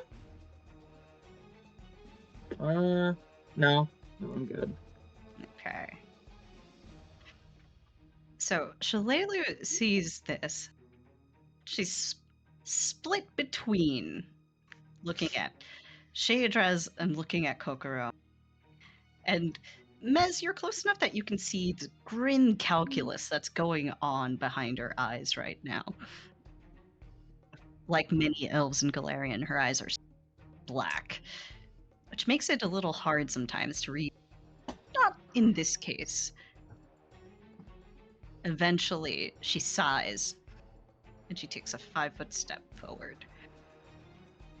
She takes aim at Suto. Well, she's got 3 shots, so first 2 for Suto. and then 1 for the goblin. Why do I... What do you what? Why do I keep closing Shillelagh? Why do I keep doing that to myself? If you double click the top of the sheet, it minimizes it, right? Oh, Christ. Oh, man. Okay. So, Shillelagh lines up a couple shots here. You can see her eyes narrow as she draws back the bow, aims, and looses 2, one right after the other. Both manage to hit Suto. And one lands in his previously good leg, but the other one lands straight in his gut. And Suto goes down. The other one lands in the goblin, but that actually misses. And Shade, could you just make me a reflex save? She's stunned. She is stunned. Let's see. I mean, I'll make the save if you want me to. Go ahead and make the save. I'll allow it. In your stunned swaying, you manage to avoid the arrow that goes completely wide of that goblin. It just kind of sails through like the gap between your horns and your head to land in the wall in the other direction. But Suto is down. Woo. You've got 2 goblins left to deal with. Okay. So her AC goes from a -4 to a -2 now, right? Yes. Is she still stunned? Do I have to make a save You for are that? no longer stunned. No longer stunned. Okay. I've realized this is how I'm gonna learn the conditions. By taking them to the face? Yeah, apparently. I've learned a sickened, now I've learned stunned. Welcome to the role of tank. How do you like it? One by one. So as a reminder, you dropped your weapons back. You're cutting out a lot. I don't know what you said. Sorry, there are motorcycles outside, and I think they're drowning me out. Can you hear me? Yes. Yes. Alright, fuck motorcycles. Why the fuck are they... I hate them so much. Anyway, They're cool, move though. action to pick up your weapon. Okay. Pick it up. Bonk. Roll your bonk. Fuck this goblin. It's gonna be a 13? 13 does not hit. Oof. You She's still a little recover- stunned. Yeah, you recover enough to make the attack, but it's clear the way your sword arm is wobbling that you're not all the way. Could she have picked up her shield as well? I'll allow Or it. maybe- Okay. Right. Mez, you're up. Fire good? Fire good. Fire no longer problem. Okay. Hey. Shoot then. Blue Shoot. or orange? I don't think I can reach blue at all. Yeah, you'd have to get past Shillelagh. Yeah. Can I move? I can't move and shoot, huh? You can because you reloaded on a previous. Oh, right. All right. Double checking. So you can move up to 30 feet. Okay. But if you try to pass this square, you will provoke. Okay. But I can get to that square and still hit, I Yes, think. you can get to that square. Okay. Yeah, I'm gonna get to that square and I'm gonna hit because friend hurt.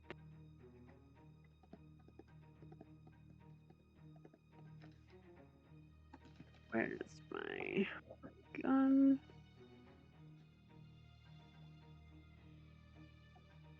All right, an 18 is a hit, and a 6 is certainly enough damage to blow up this goblin.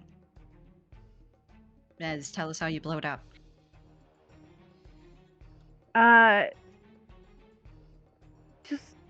aimed for, like, its eye. You aim for the goblin's eye, and as it tries to get its sword free in time to hit at Shaedra's, its head explodes. Exactly. There's a shower of gore all over poor Shaedra's. I need to look up watermelon splashing noises. Suto is down. Please don't. He takes 1 point of bleed damage. He is not having a good time. Ismark, you want to take us home here, buddy? He's gonna try. I just hope you didn't fucking jinx it. Is there bonuses for flanking and shit? Yes. You're right by Shaedra's. Rather, Shalelu and Mesme. That does count. He's denied his bonus to AC. Hey. Not that you needed it. Alright. Ismark, you skewer this goblin. You slash at him. He's still up, but barely. How do you attack him? Ismark will... Like, the goblin is now snapped out of it. Yes. So, Ismark can't go for the head, so he goes for a body shot, because, well, goblins have a big head. So, either way, he just goes for center of mass, and probably gets a good, like, bite into the side of, like, the ribs or floating ribs of the goblin. And he holds his sword in a very weird way. Kind of like the Saresu style, but he uses two hands and kind of holds it underneath his arm. Like he's just aggressively fire poking someone. The goblin is now bleeding profusely and spits blood up on you, Ismark. Ah! And let's see if from Hell's Heart he stabs thee. No, he does not. He rolled a fucking 0. He's weakly flailing with these tongs. And it's just the saddest thing you've ever seen.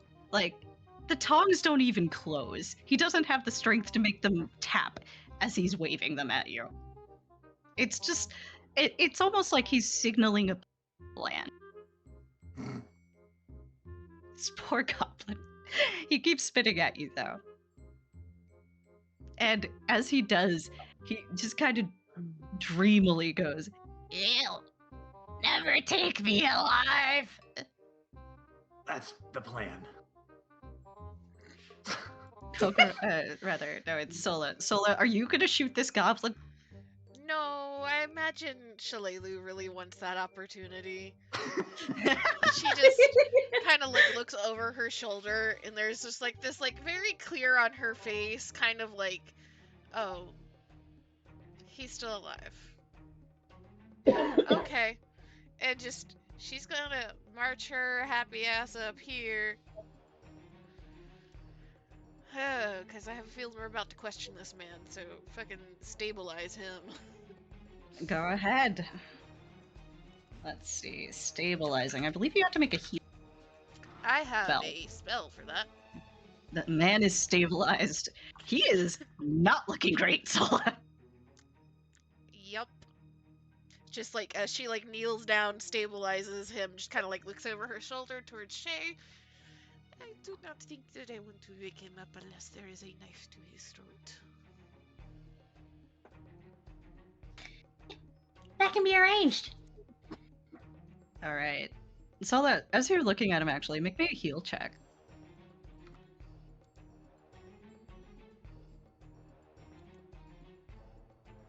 Sola, this man, Shalelu must hold some sort of animus for. Because she managed to put an arrow into his fucking kidney. Okay. He's not in a good way. Mother. Exactly that. Both legs out, kidney out. Okay. Oh, guess whose dog was on my lap? And guess whose dog jumped off? Oh. It kicked her in the them kidney. In the kidney. Ow! He heard kidney and he said bet. Fuck you, dog. Alright, Kokoro, it's your turn. Suto went down, but he's been stabilized. Yeah. Seeing that her brother did go down, though, she immediately broke into a sprint to try and get to him. You pass this goblin, That's which fine. would That's mean you fine. provoke an attack of opportunity, so let's do that. Where the fuck is he? There he is. He does not hit you. This man has not rolled above a 2 this entire goddamn time. What are the fucking stats on this? What's It's- the His 2 hit is actually, it's not bad. It's just that he's using the tongue. And also he's rolled like shit. Oh, this poor Gobbo. Yes, this Gobbler's not having a great time. Then it is Shalalu's turn. I don't even know if I have to fucking... Okay, let's see. Shalalu, can you stationary? Yes. Shalalu lines up a shot to the goblin right the fuck in front of her and just nails it to the table. Jesus. And with that, you guys have completed combat, and I will be right back. Yay! Yay! I'm gonna go make a sandwich. Potty I'm break. hungry. Dude, food sounds awesome right now. I'm gonna We make got something through too. this combat without anybody dying. It's a miracle. Let's fucking go. Honestly shocked. I was worried about Ismark for a bit. I was worried about Ismark too after that first hit. Yeah, holy shit. There's a reason why I made a healer. Mm-hmm. I'm really tempted to take toughness. I take my healing job very seriously. Let's get some good. And theoretically, if I get high enough, and since I Okay, hi, have hello. technically 2 familiars, all the touch spells. All right. So, You're gonna have Got- to give them a second because I think Oh, okay, both they stepped Amy away. and Piper took the 5-minute break. yeah, that's fair.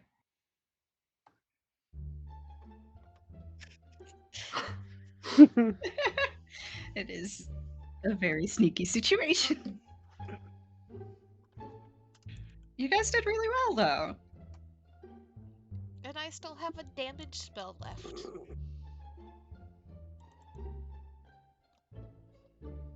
I still have my heals too. I'm actually really impressed that I did not, or Ismark did not go down. That was really close for that, for a second there. He was pinned pretty bad. Oh boy, it was the knife edge between like being totally fine and being, oh no, this is really bad for Ismark. Yeah, but you did it. You did it. The perfect level of dancing on the edge. Bringing Shalalu was also a very good call. Oh god, if we did not have Shalalu, that would be It would so take you much a more. whole lot longer. Yeah, oh boy, that would have been way worse.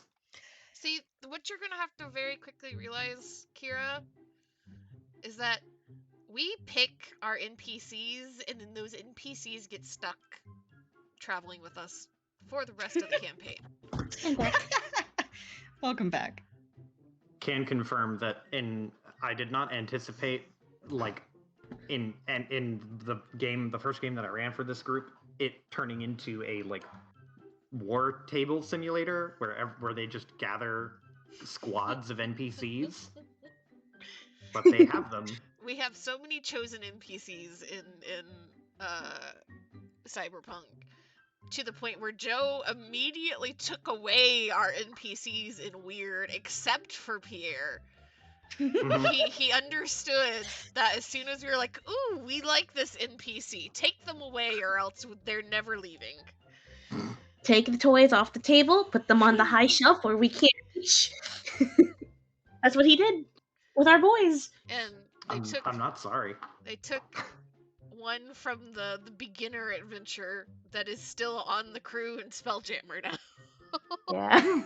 Listen, All we right. have a nerd. So just taking temperature real quick here. Mhm. I know Piper's still away, but how are you guys feeling about leveling right now? I'm done. I'm down to Okay. level right now. Let's go. All right, everybody go through your level checklists. Thank you for the checklist. You a real one. My issue, I'm not gonna be able to choose spells right now. That's fair. You won't be able to prepare new ones until you rest anyway. Where the fuck? Level 2.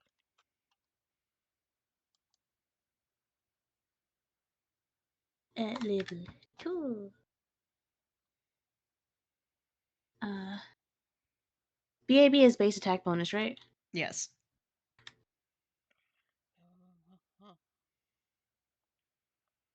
Where do I? Where? Oh, there. Okay. Hey, I actually get a base attack bonus now. So, oh my god, so does Ismark. We've done it. How are we rolling HP? Are we doing the half thing we do, or? Rolling. You can either take half or you can. So Okay. how we've done it in other games, so that you understand what she's asking. In all of the D&D games, we roll. If we get below half, then we get half. If we get above half, then we get the higher one. So All right, that you that don't sounds end good up then. like rolling a 1 and getting stuck with a 1. Yeah, that sounds good then. Thank you. Thank you, Z. I've done it. New hacks. Nice. Spells per Damn it, I thought that would work if I put 2/3 in for my BAB on the sheet, but it does not understand what I'm doing. What? Oh, okay. Yeah. Favorite class bonus thing. Hmm. Yeah. Wait, do I get a new cantrip? You learn 2 spells of any level that you. So divide that however you like. There's more of like number per day thing. Says I think you spells get per an day increase. up by 1 on both. I don't understand Yeah, what you so mean by both. cantrip and first. Okay, there we go.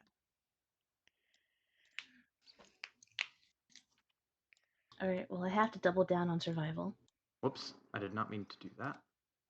Per day.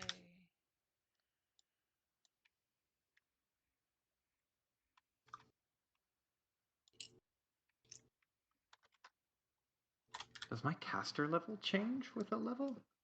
Or It is does. It still... Okay. It should. Your caster level includes your level. So. Yeah. Yeah.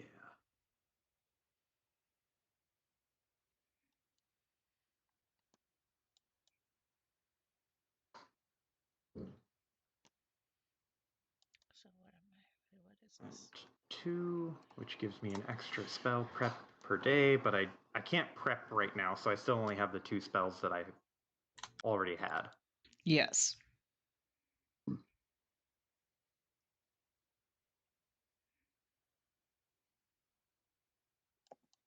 I'm back. Welcome back. Welcome back. Gator level. We are Leveling up. leveling up. Any inspiration? Hold on. And I sent you a checklist to make that a bit easier. Oh, 6. Nice.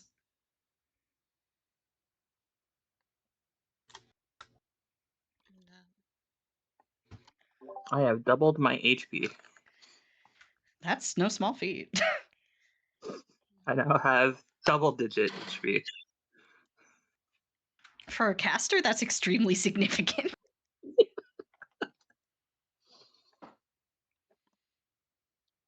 Oh, I have so many skill points. Oh, I wish. Oh. Okay. Do I add new shit or do I just double down on shit I already have? I mean,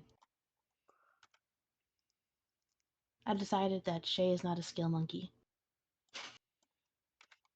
So I'm just doubling down because I only have a couple. Right, I only have the 6 ranks. Empiricist, which gives me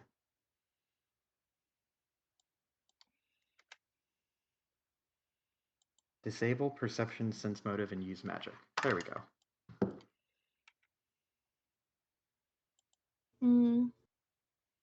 One or two? 2. And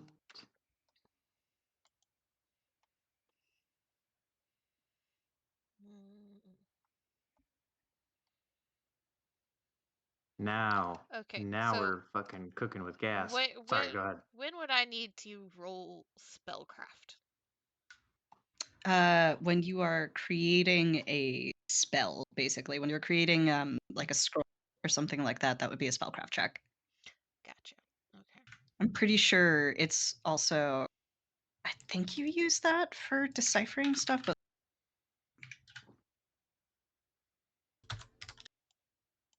All right.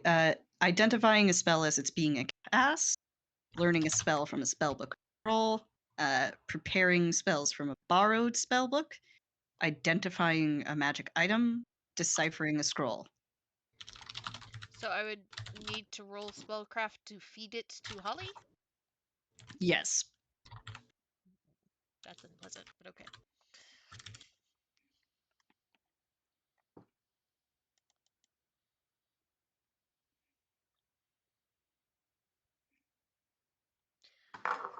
Both.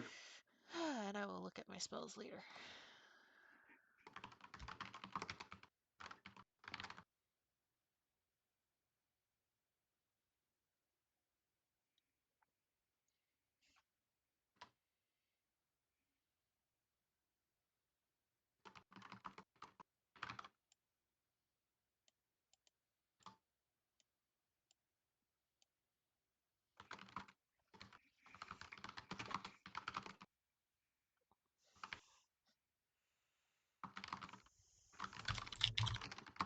Iris, how are you doing? Disable device. Section. Hey, Jess! Iris! Dum dum dum dum dum dum dum dum.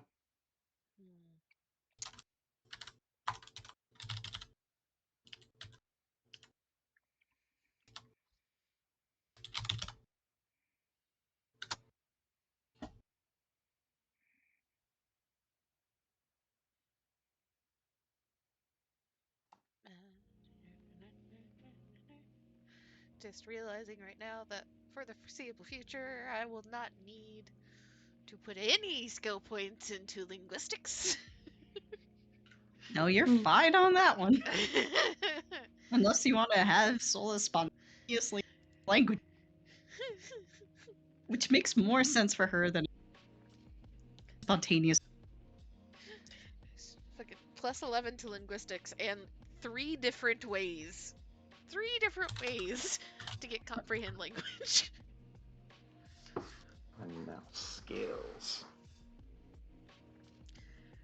I can cast it 2 times without actually casting anything.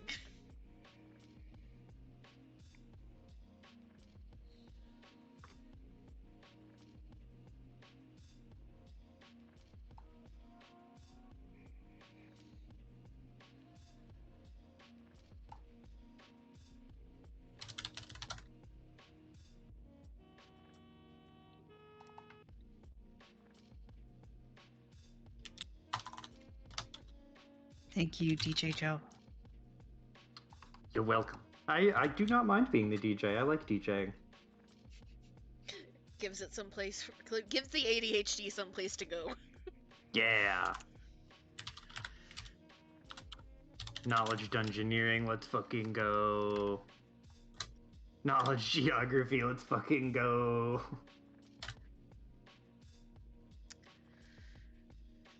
I may need to do that next time. Just dump a whole bunch of shit into knowledge. If you want specific knowledges too.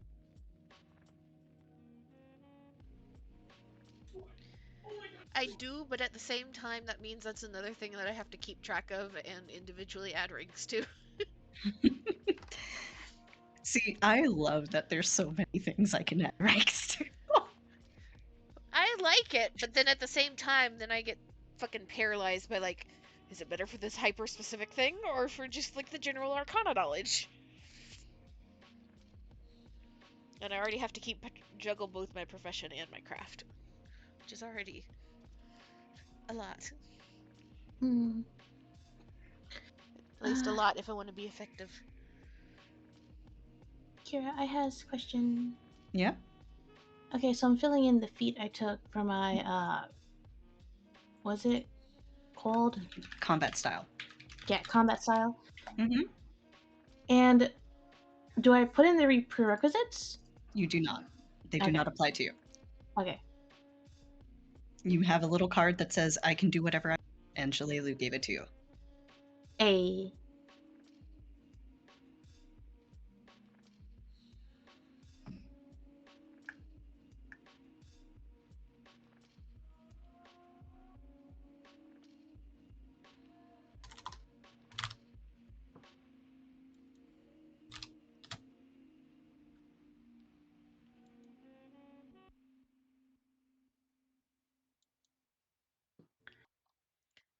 Yes. What do I have? Iris! Iris! I want to continue before it gets too late.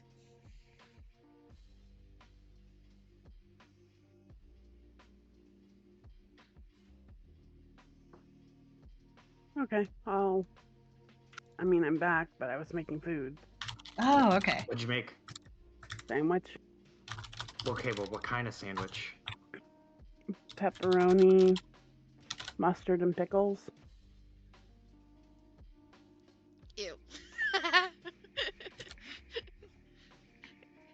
That's Listen. a lot of really strong flavors at the exact same time. Wait, what was it? I missed I it. like pepperoni. Probably, and this is probably controversial. I like pepperoni not on pizza, but I do like pepperoni. So like, I like all and those cheese. those items by themselves.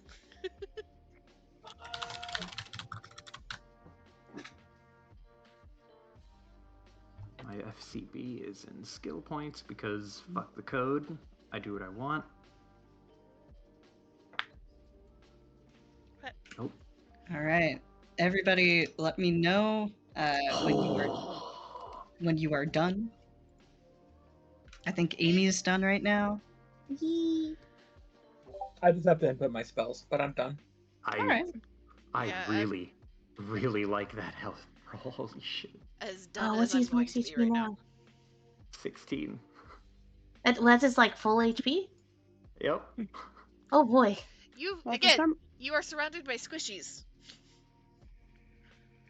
I was here thinking that like I keep forgetting that everyone else is squishy. Except for Mez. Hey, like, I never lied to you. I'm gonna be in the front line. I'm a melee character. Don't get it twisted. I keep thinking. Mez is also squishy though. What? She doesn't have a bonus to her con. Give me Your fucking your damage reduction says otherwise. Give me your damage reduction. Give me that. You want to trade scent stuff? No, I want to give me your skin. Literally, you would have taken damage if not for the DRT. But I don't have a lot of HP. Give me the skin. Okay, but I can't edit my page. Like, it's not letting me change numbers up. That's weird. Do you have if you go to the configuration tab, you'll see class, F, and level. That's where you change your level. Okay, thank you. There you go. Yeah, I got you, homie. I was also clicking on level 1, and I was like, why? Release me. So PAP goes up. Oh, my saves. I almost did not upgrade my saves. Fort and reflex go up by 1. That is a sweet.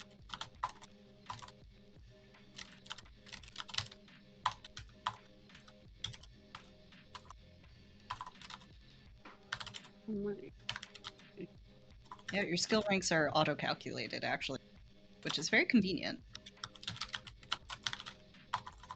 So the total of 16 there is correct.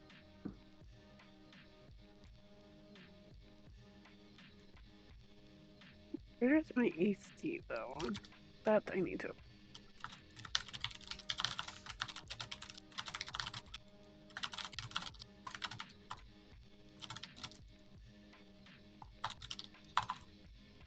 So AC will be on the other page. You can click the little gear there. Thank you. And you're going to want to add this under dodge. Because as a gunslinger, you gain a +1 dodge at this level to AC. Okay. It's not letting me edit it. It's 3 CM. I got you. Thank you. So does Ismark have cantrips? No, he does not. The thing that investigators get is like a less powerful version of the extracts that alchemists get, which alchemists are basically like bottled spells.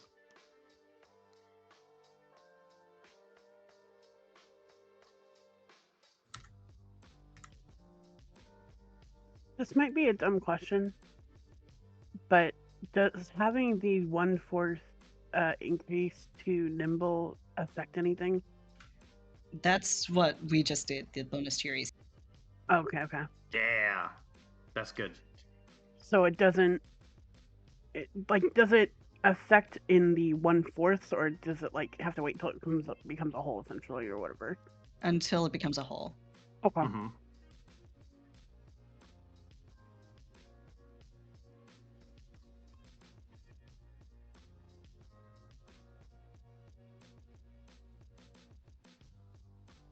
All right, so we've got Amy done. We've got Z, I think, mostly done as far as day. I think Piper said she was mostly done as well. So Iris and Joe are who we're waiting on, right? Yes, I should be good. I'm just going over with a fine-tooth comb to make sure I didn't miss anything, but I should be okay.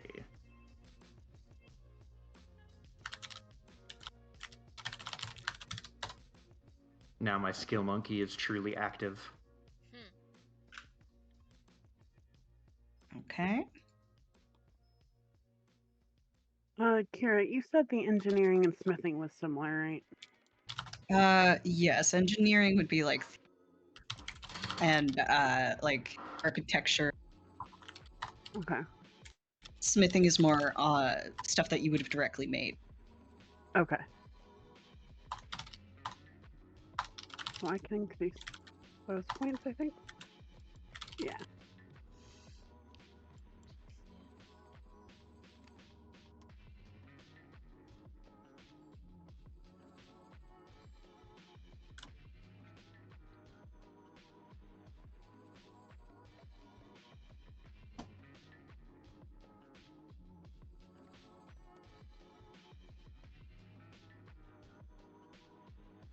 And you can only go max up in ranks equal to your level, correct? Yes, the max ranks you can have in anything right now.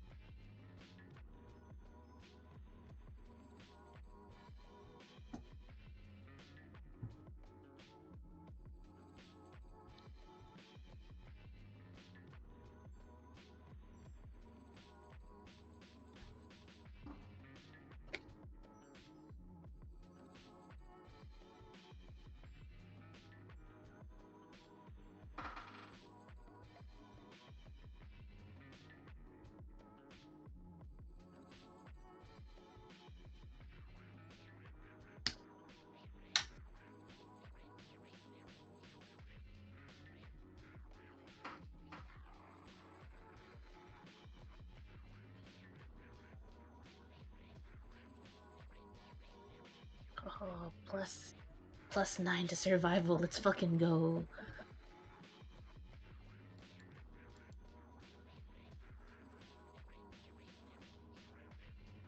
It's a perfect parody because I have with Ismark like sense motive and perception and all the knowledges and shit, but I have nothing for survival. Oh, I've got survival and perception.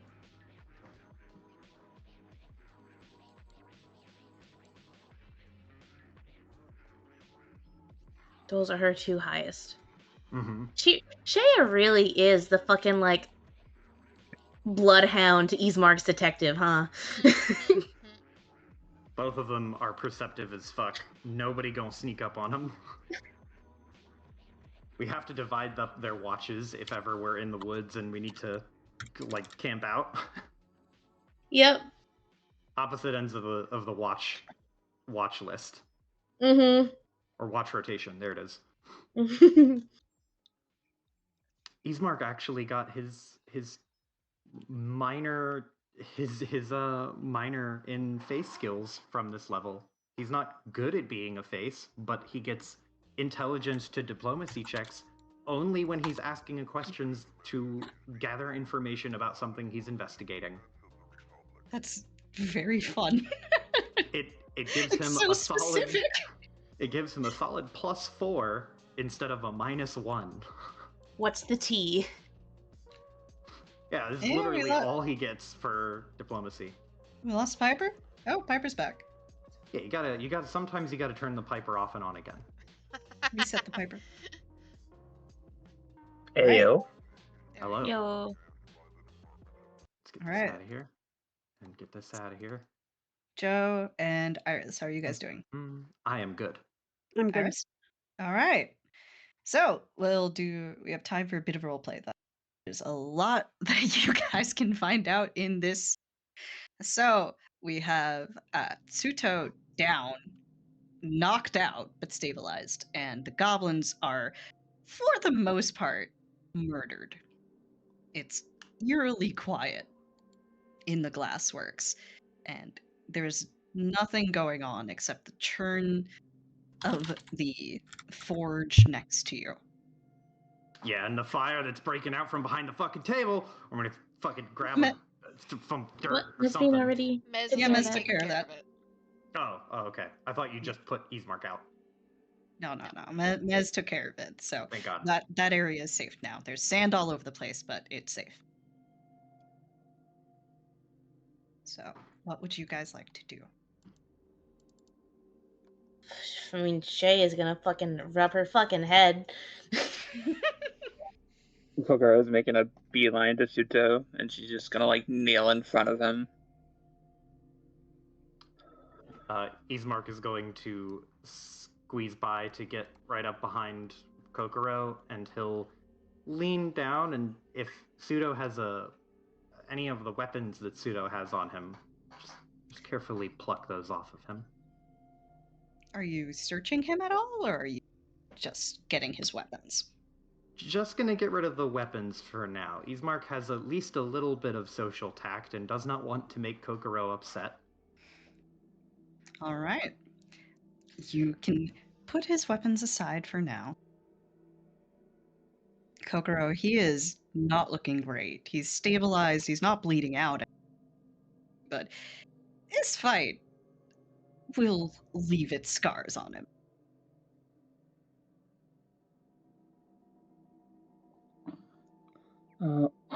Oh, brother, why didn't you just run? Why did you have to stay inside?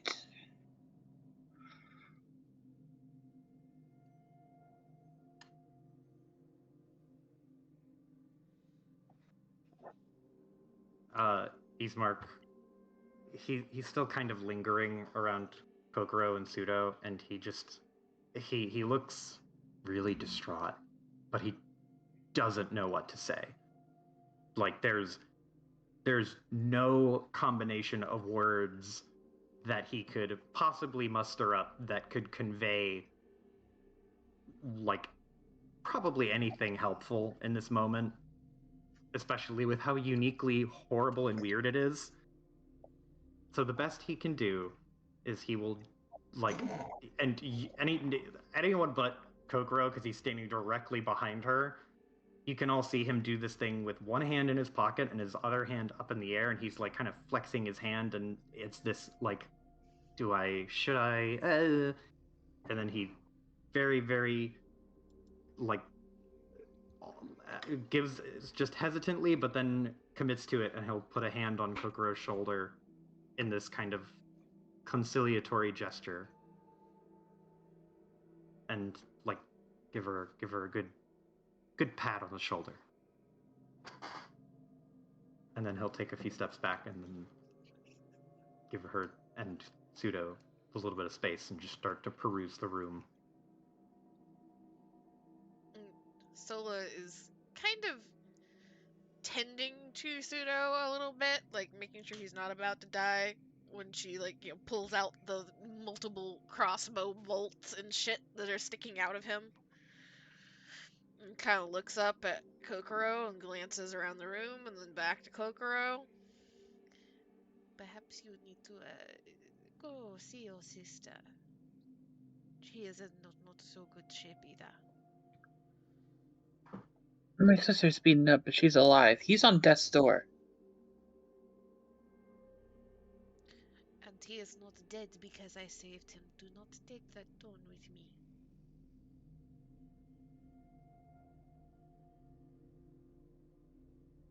Kokoro looks like she wants to say something, but she bites her lip for now. And looks down on him.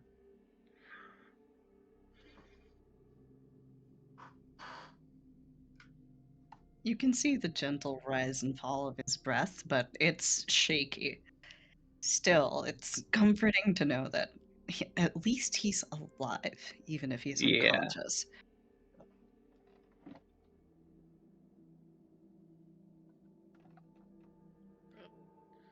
Sola just kind of leans back a little bit as she yanks another fucking crossbow bolt out of a leg and just, like, ties it off. And she'll kind of look down the room towards Shay and Shalelu. Because, again, she wants to help him. She is the healer, but at the same time, she also does not want to heal him and bring him back to consciousness until she's sure she's not about to die either.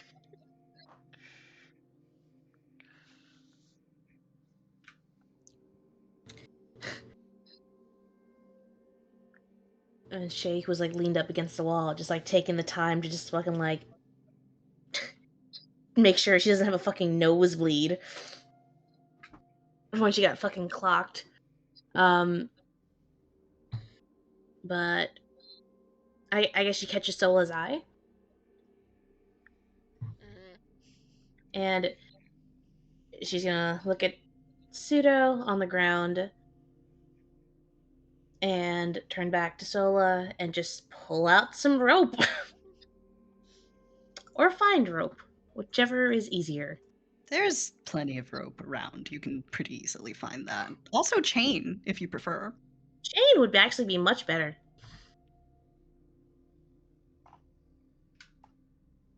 When she sees the rope, she goes for that one. And then she sees the chain.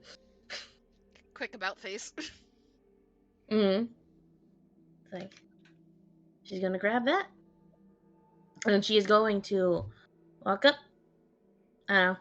Fucking scooch around here and get to work. All right. I'll have Mez go get Amiko. Make sure she's okay. As you step away to go get, Shalelu looks around and then looks at you and very quietly says, I believe there's to be some discussion over there. I'd rather not be present for. Don't you find those situations are dreadfully tense?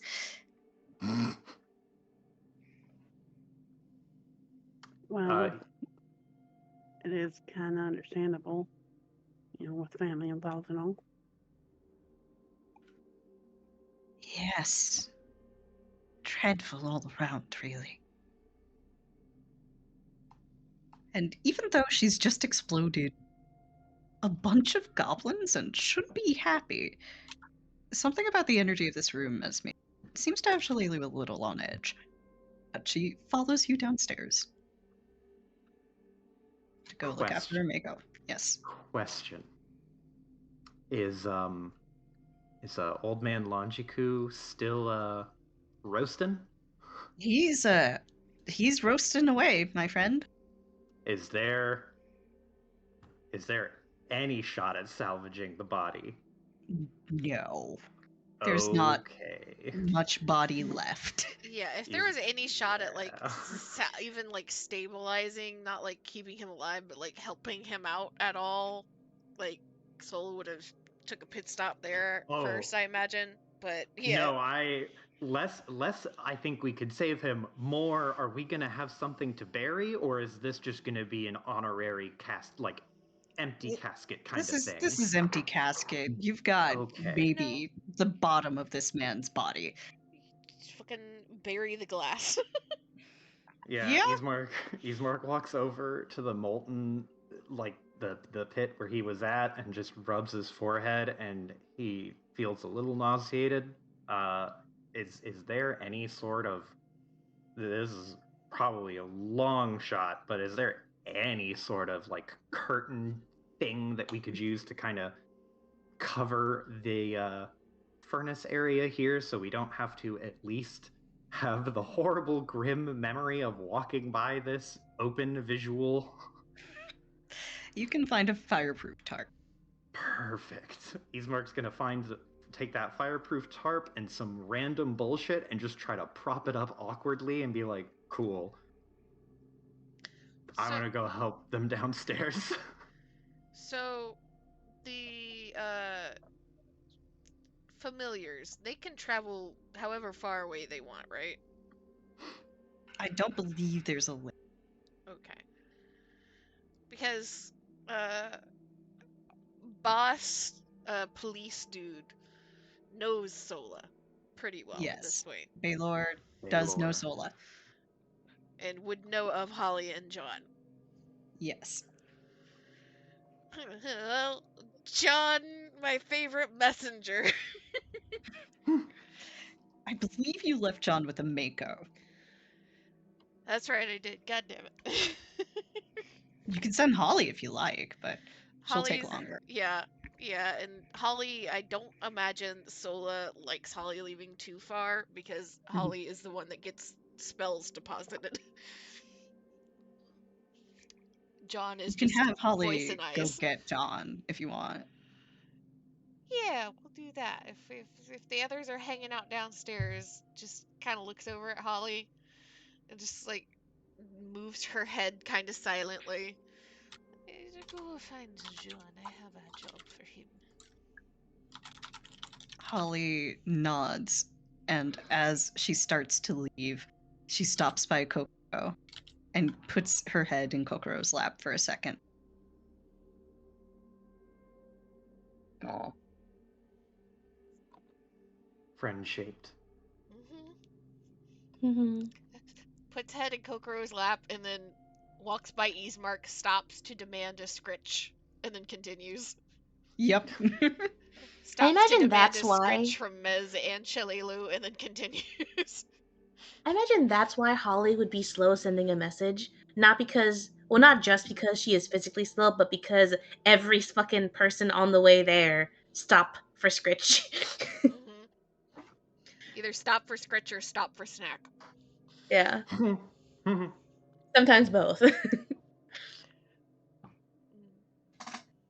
One last thing I will have Ismark do, while I said to have him go downstairs and help them, but actually what he will do is after he scratches Holly on her way downstairs, he will pull out a smoke, crack that one open, and he's going to patrol around and just very carefully start to scout like around, you know, this area. Just do a loose little sweep. All right. So that and keep his ear to the ground to see if there's any other movement or potential goblins lurking. Make me a perception check. Hell yeah. Where's my perception? Shisha. All right. 21. As you make your patrol, in this room here, you find a bit of an office. In that office, you find a desk, and on that desk are documents that look to have been, used recently. It looks like somebody got up from working on something. You see a book there, and in that book you see some pages that I will send you in chat. Perfect. Evidence.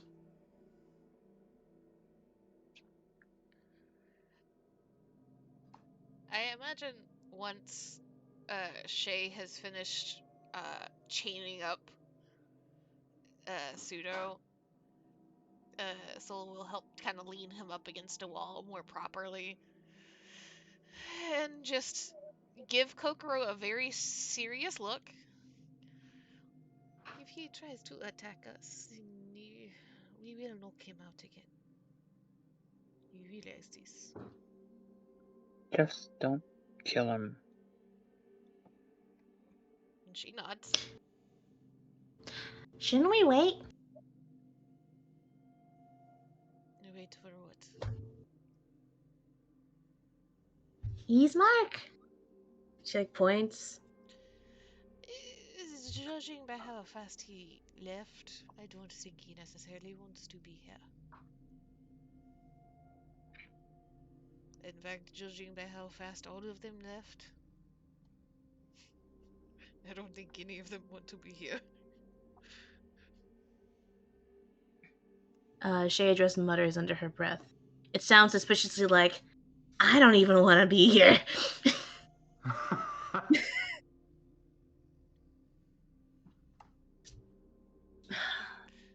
But Shay should be the one that has some questions. Shay doesn't like fucking talking to people. This will just kind of give Kokoro a firm nod, and will start to like kind of hover her hands first over his head, then over his abdomen, healing the worst of the damage to bring him back to health. Just double check, DM. He Yep. is restrained, right?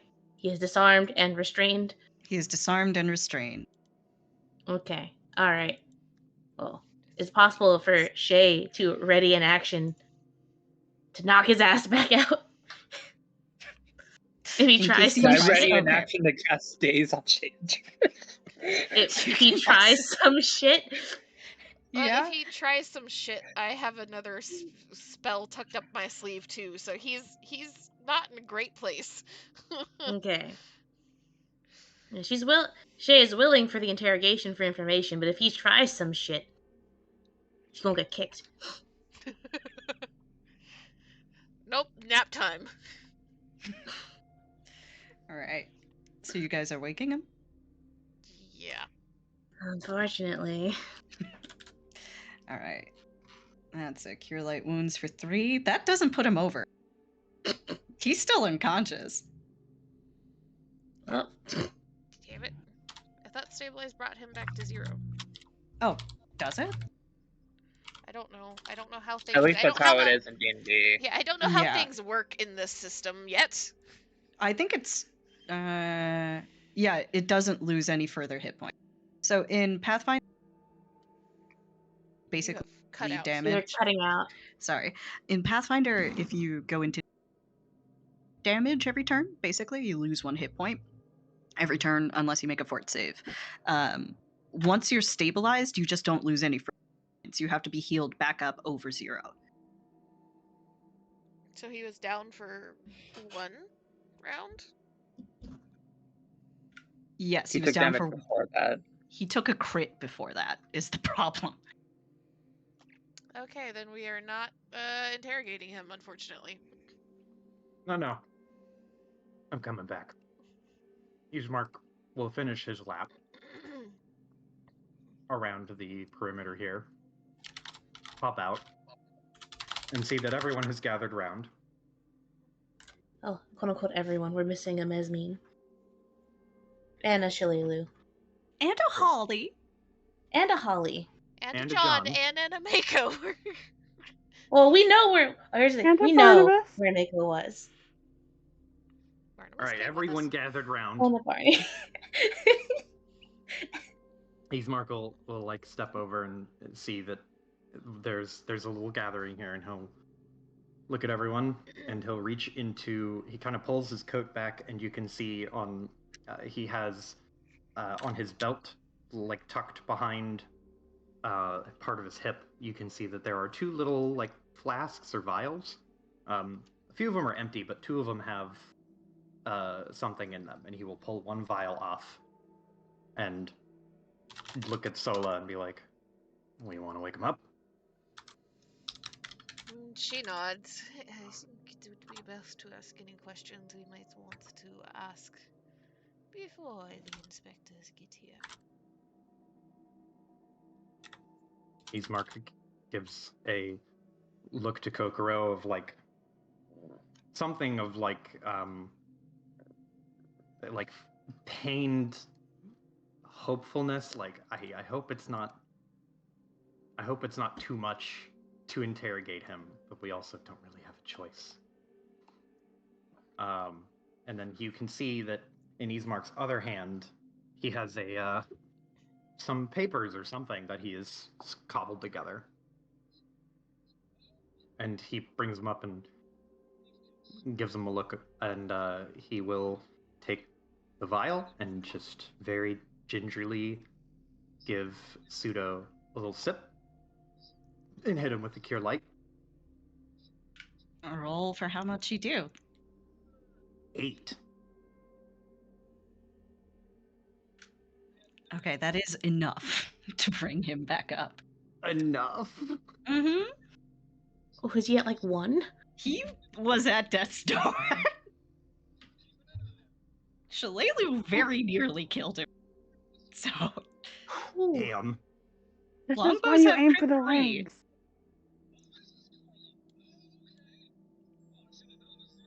Ismark will do the like Slavic squat, and so that he's a little bit closer to eye level with Pseudo. As Suto wakes up, his eyes are glassy and unfocused. And the first thing that comes out of him is just this misery.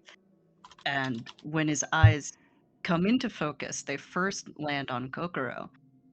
And it seems like there's a relaxation and a bit of calm that follows, only for guilt to follow immediately thereafter. And that only gets worse as he looks around and realizes the chains restricting his breathing a little bit. He can't really move at all, and even if he could, he's in horrible agony from what's happened to him. The wounds might have been healed up for now, but the pain is going to linger for a bit. And he takes a steadying breath and swallows, and his eyes just land at Kokoro's. I'm assuming she's kind of sitting like on her knees. Yeah. His eyes land like at your knees.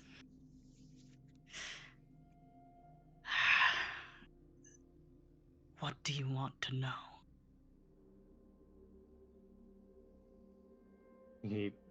Ismark gives a quick look around to everyone just to kind of trying to gauge the emotional states here.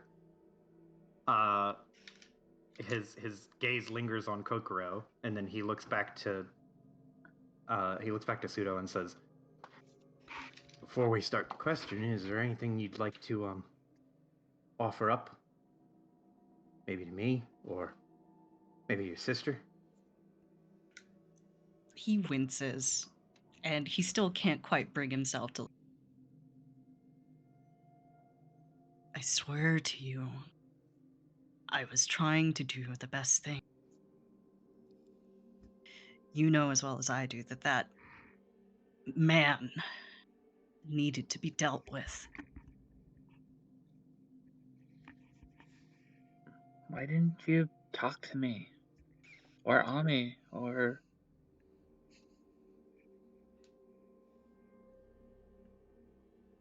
And why didn't you run? Why did you have to stay and fight? You could have gone away. Not with that shot in my leg. He winces again, and you can see him trying to flex, but it doesn't quite move as much as he wants. It's just a vague little stirring.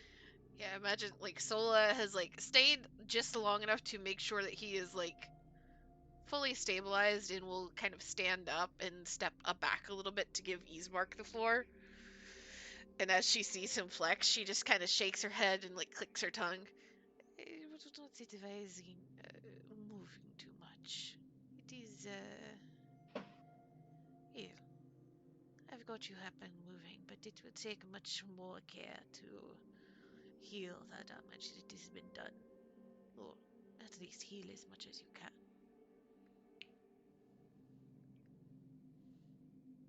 He takes a deep, shuddering breath. Thank you, Auntie Solman, Auntie Bowman. And she just kind of arches a brow at him. And there is just a very hard to read expression on her face.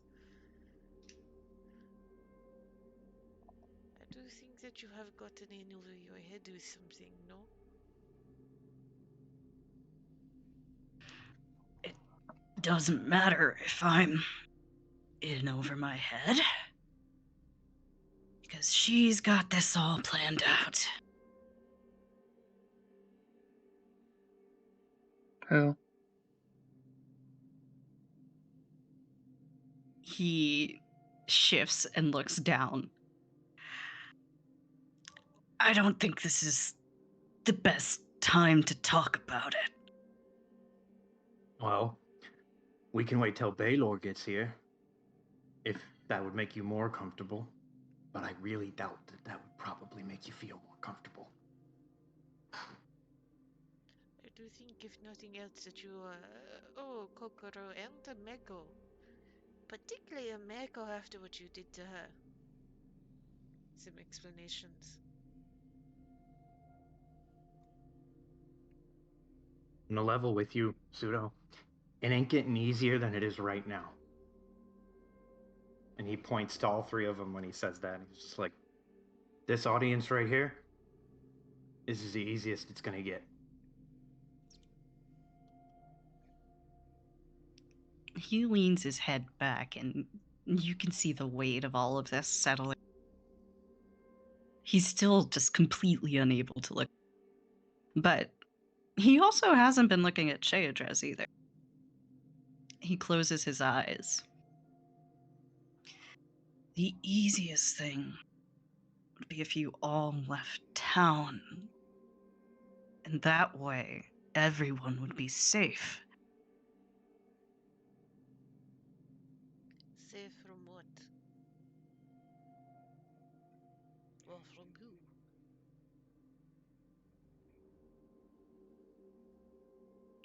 I can't tell you. I swore I wouldn't tell you. Is this some sort of a magical oath that you have taken that prevents you from speaking?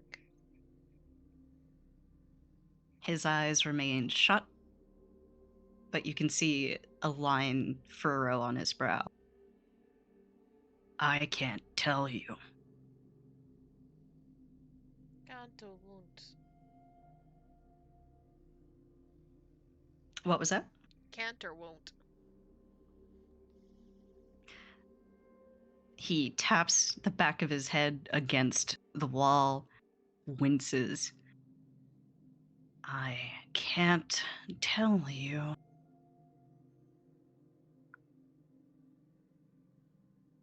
Easemark kind of sighs, and he takes the papers out, and he'll fold one so that he's reading part of it, and he'll just kind of wipe his nose and clear his throat. The raid went about as planned. Few Thistletop goblins perished, and we were able to secure Tobin's casket with ease. Stop. Don't show her those. Could you just those away. Ismark looks over to Kokoro.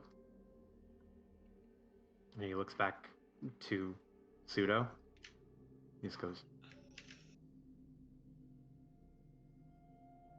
I'm trying to work with you here, Pseudo. If you talk to me now, I can try to help mitigate this. It's not gonna go away. I'm not gonna lie to you. But I can help mitigate whatever's coming towards this. He scowls and you see him shift. Obviously, he's still bound, so it's not as if he can shift very far. But it's a sort of thrashing, almost as if he was trying to throw something. How many times do I have to tell you, Ward? I can't tell you anything. What can you tell us, Sunny? Please just give us something. Anything to help lessen your sentence, please? Why do you want to burn the town? Start with something big, I guess, right? No names, no one, no nothing, but why do you want to burn the town? Because they deserve to burn. Haven't you seen the way they treat? See yourself the way we see. What a crock of shit. You guys should know better than anybody. So I fully realize you've already said, like, I can't prepare shit. However, or like prepare shit from like the level up. Mm-hmm. However, I did get a new cantrip. Cantrip. Okay, what's a cantrip? Detect magic. I'll allow it. Can I just start kind of muttering or Soul kind of starts muttering under her breath, and just like a little finger movements that are kind of hidden away in the robes or the folds of cloth of her outfit, and just staring at a pseudo and see if there's anything interesting from detect magic over time. Okay. On Suto's person, you spot two small sources of magic. One is very clear to you. There's a vial of some sort hidden away in his bag, in, his pouches, on his person. Just one. But more important than that is you can see the faint glow of something on his skin that seems to pulse with magic and is stronger than any of the other things. What was the other small thing? Sorry, again. Go ahead and ask your question, Amy, because you're taking notes. What was the other small source that cut out? The small source is a vial that's on his person. That was it? Yes, it's just a small vial on his person. Okay. And so it's a source. It's like the stuff on his skin, like on his like abdomen, or like on his arm, or on his chest, left side. And it pulses with, because you're using detect magic here, it's an enchantment of some sort. So Solo will kind of step back closer and crouch down and tilt her head, and her eyes have gone the milky kind of opalescent white of magic. And will reach forward very carefully and shift his shirt aside to see if she actually sees something on his skin. As you do this, he tries to draw away, but obviously he can't get very far. You see the edge of a tattoo. You can't see all of it because obviously the chain is kind of compressing matters there. But you can see the very edge, something that looks like a circle, maybe the point of a star, but it's a tattoo of some kind. her eyes kind of flicker up to meet his gaze, and then back down. You have been enchanted by something. He doesn't say anything. He just stares at Sola.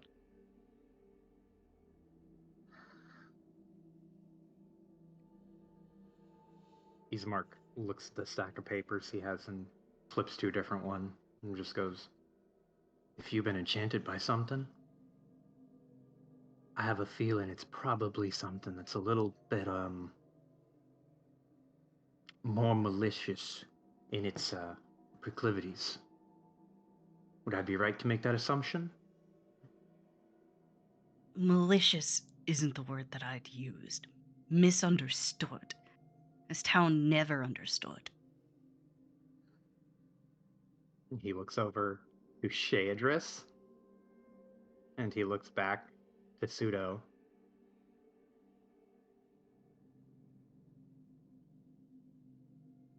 So, I'm gonna go ahead and spitball that you were trying to do some, I think the general term is sacrilege. Is that why you took Tobin's casket? Is that why you did that? Sacrilege to some, a holy rite to others. You're talking about Lamaster? Ismark nods. And Sola immediately recoils away from him. Suto shrinks a bit as Kokoro speaks the name, but he does not.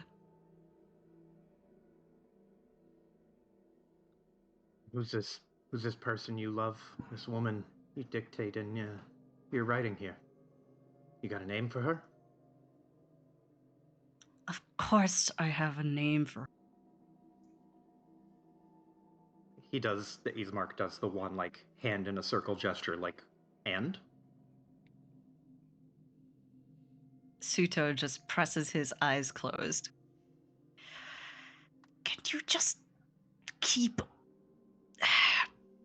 Could you just not show her that page? It would be awkward if you did. Ismark looks over to Kokoro, and he is like facing her now. He will turn his body and shoulders pointing at Kokoro, and he will put his hands together and hold the papers between them, and he'll say, "I am doing this out of respect for your brother, but I will ask you, do you trust his judgment? Do you want to see what's on these papers?" She looks down to Suto. You don't want me to see it? He sighs. Sister, you weren't... I wouldn't want you to see it either, but... You meant Shayadris, right? I did. What? Coco's already putting 2 and 2 together.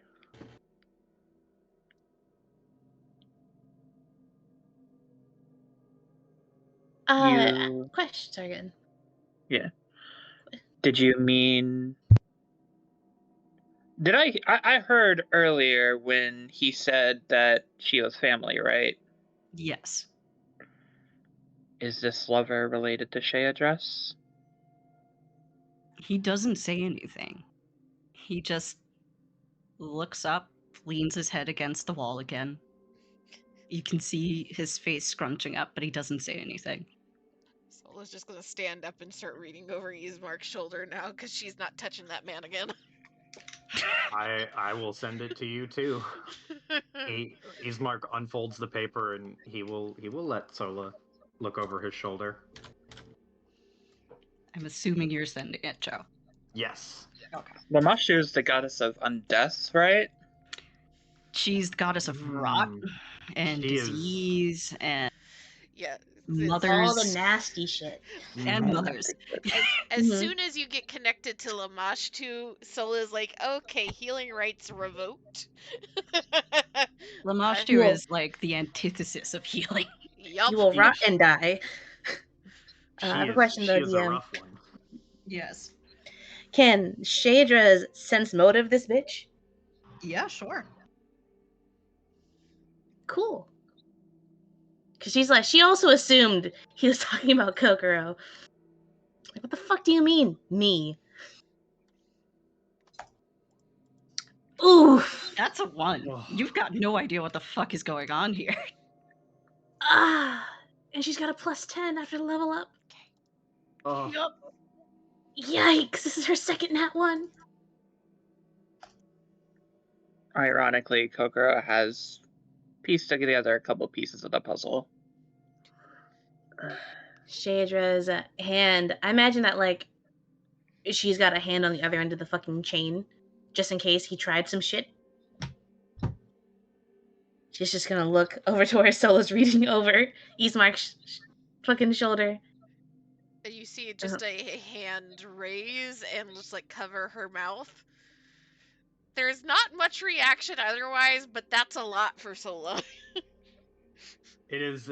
There is a reason Ismark did not immediately throw this down in front of everybody. What's on the paper? Not anything you'd want to see. Yeah, because you know me so well. Something that... Oh... Shay, you might want to sit down for it. And I do not say that lightly.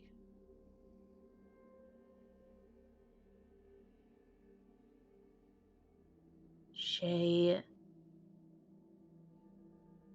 That's coming from Sola. So... At first she was gonna do her usual, like, yeah, it's fine, I can fucking handle it. Usual fucking snarky ass attitude. And then she realizes, no, that Sola said that shit. Sola, who's not afraid to, like, be very frank, I think. Nope. So she pauses. You see the retort on the tip of her lips. And she just pauses, and then she just sits down on the table. And she looks over at Ismark. She has a right to see this.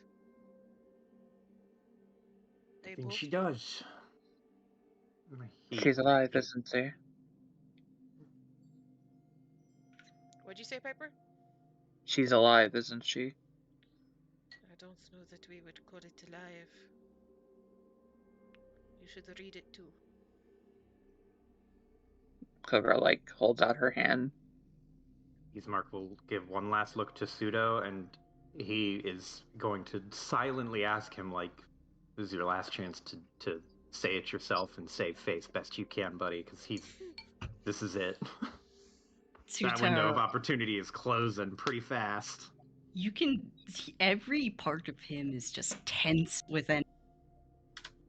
His face is just screwed as it could get. But he's not moving.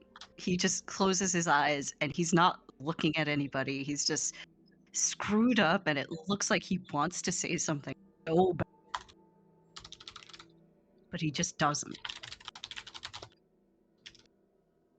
Mark nods once, real slowly, and he does not take his eyes off of Pseudo, but he will fan the papers out towards Kokoro so that Kokoro can read them. And Shay can lean over and read above Kokoro's head.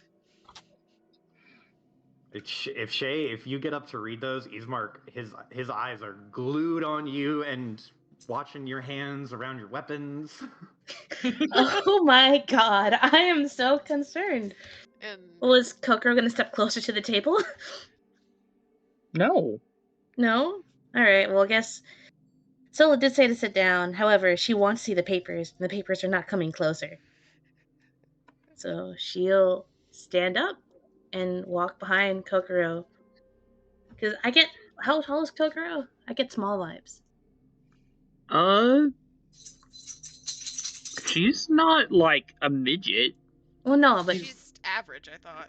She's Yeah. average height, but she's kneeling down That's true. to be near Pseudo, because Pseudo's like butt on the floor. Okay. So that's why Sorry, I I said picked you it can up. just like have her like read over Kukuru's head, really. All right, I will post this in resources then. And Sola is going to. I will spoiler it because it's not safe for work. Nobody cares about. It's a courtesy. Sola is going to like kind of place a hand on Eastmark's shoulder as he hands it over, and just kind of give him a little nod, like she's leaving the situation to him for a moment. I imagine Holly has to be back with John by this point. Yes. And before John can start on his shit, because she knows he's got to start on his shit, she's going to give him just this very hard look and hold out a hand and like start talking as he lands. It's like, John, I need you to go into town and I need you to bring back. What is his name? Baylor. Baylor. I need you to bring back Baylor right now. And probably a good handful of guards to handle all of this. At the tone of your voice, John doesn't even hesitate or say anything. He just takes off.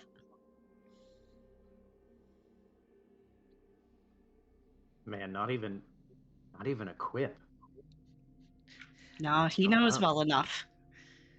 Sola is serious most of the time, but when she gets a real serious, it's a problem. She's thousands of years old, my friend. When she's like, this shit's bad, it's bad. So while Kokoro and Shay read the paper and like kind of both like mentally and emotionally process whatever the fuck that is for them, Ismark, I want him to get one question out before what I imagine would be a flurry of questions from both of them. Okay. He'll ask very pointedly, is the tunnel from the Glassworks already here? It's tunnel to where? Thistletop? He just takes a breath. No, it's not Thistletop, but it is already here. And you just see him like age another 2 or 3 years in about half a second.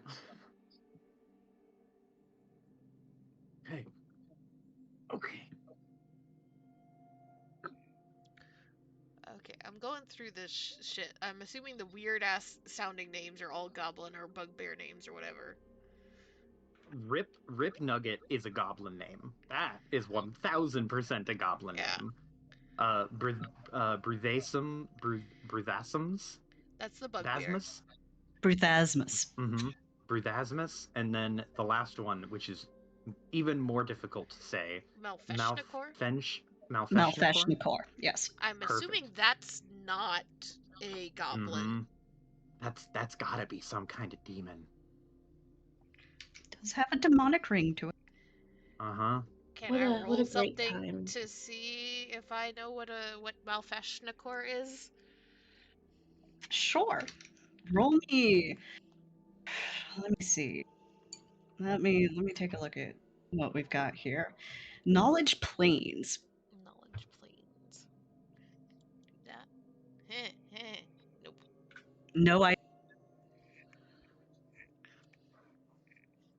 No idea whatsoever. Ismark, you're an intelligent skill monkey. He is. He has a slightly higher bonus than what I imagine is the average, but I did not put a rank in knowledge planes. You know who's got 2 ranks in knowledge planes? What has 2 thumbs and 2 ranks? Shay address. You know who's probably won't even be able to help. Poor Shay. At the moment. What a great time for Mr. Amy to have brought me a glass of wine. Kokoro wordlessly just hands her the page so she can finish reading on her own. Man, she only got to page 2 over Kokuro's shoulder before she hands it to her.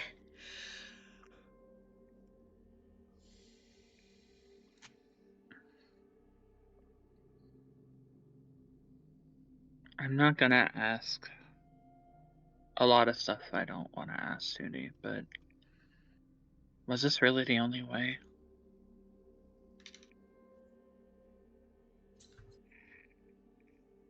The only way? No. But it's what she wanted. And if she asked me for the moon, I would find it to her. Did you have to beat up Amiko? Could you not have just put father in prison with all the stuff that we know? We could have kept him there for life. Amiko doesn't have to be a beaten mess right now. He winces. I'm sorry for what I did to him. I thought it would be better if it looked like if I was gone and it looked like somebody else did all. Nobody would ever assume I could hurt her. I'm sorry for that. But Wish that you would have man, at least talked to me. I was going to tell you once everything was in place.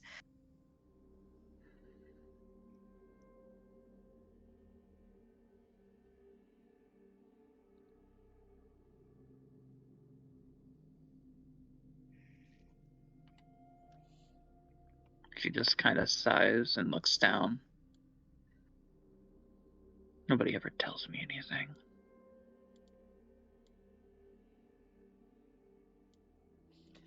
You get a holly under the arm.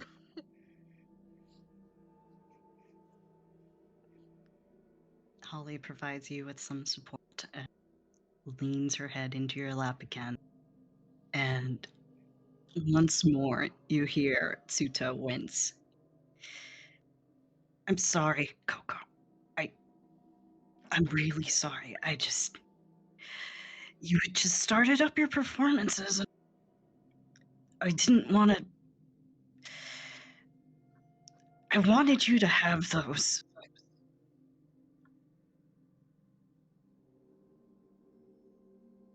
Balcony.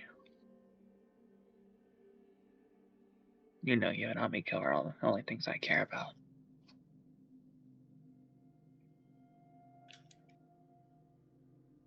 But I can't remember the last time.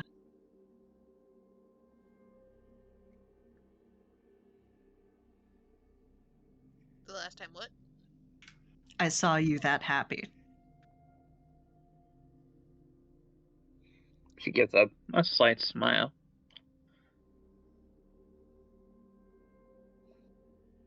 Oh, I was happy, yeah.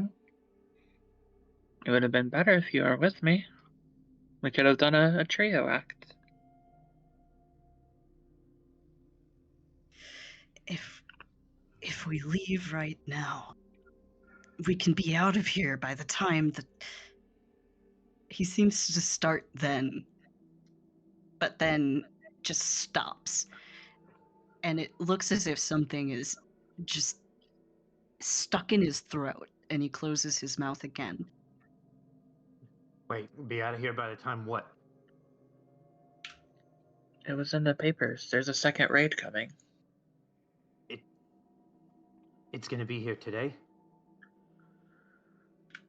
He doesn't say anything. How's she looking?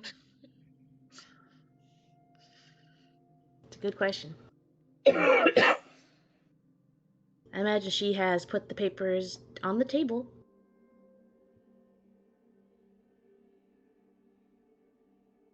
And Isola has materialized beside her.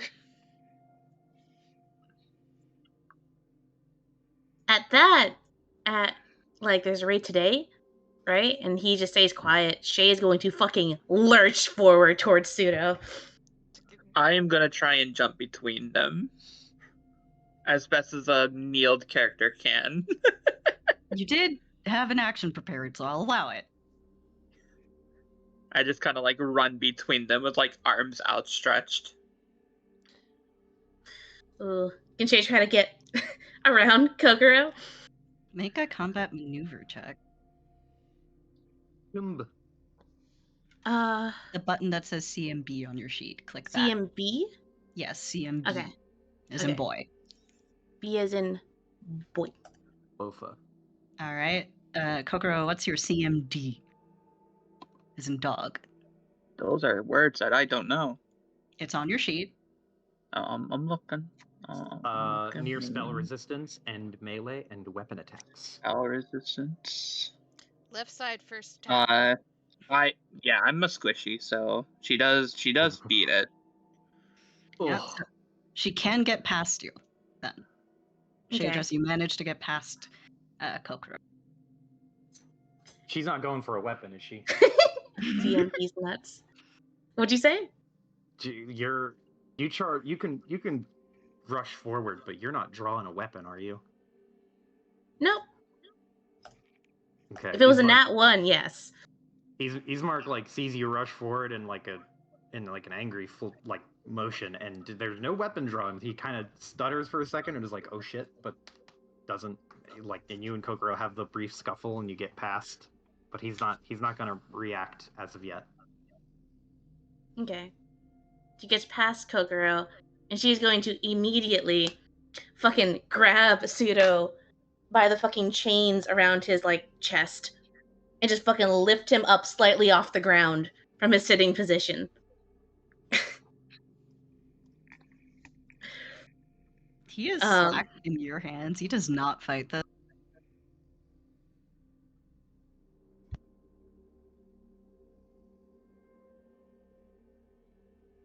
You have more explaining to do.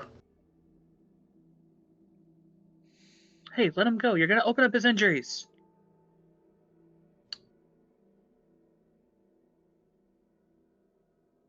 Injuries are the worst of his worries right now. And I'm gonna be the worst of your worries if you don't let him go.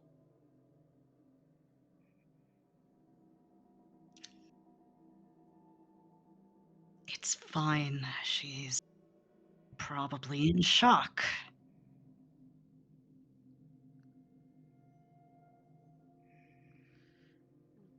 What is the sister's name? Nualia. Okay.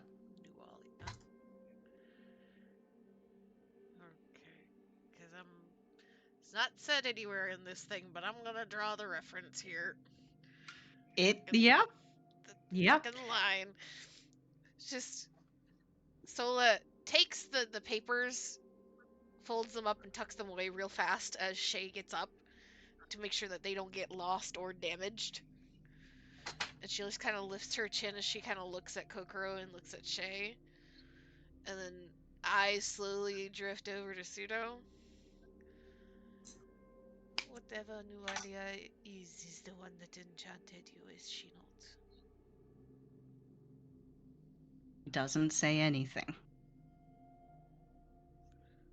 I don't think that whatever power this being may have is going to allow him to answer any of our questions.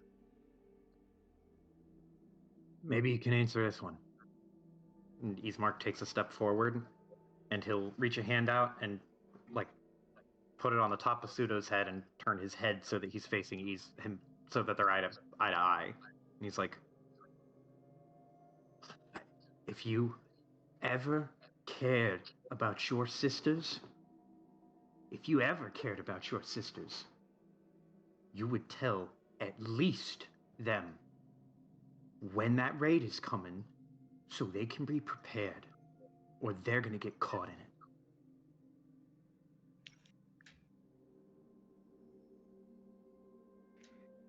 Ismark, let's try some. Shall we? Do you want to try something fun? I would be down to try something fun. All right. How about actually? I'll let Kokoro help on this one too. I don't think Shay's in a helping. Nope. Go ahead and both of you roll me say a diplomacy check. Diplomacy.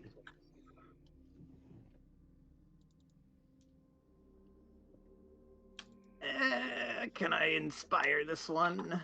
Sure. Yes. Big money. Whoops. And 12. Well, Ismark, you're of no help, but you are the impetus for this, so maybe you are. He stares at you too, Ismark, and you can see something working back there. You're speaking man to man. You can tell something is shifting. And as he looks back over to Kokoro, Kokoro, how are you helping him out here? Little sister fox girl eyes. He takes a look at Iroed. You can see him contort. And his whole body once more goes tense.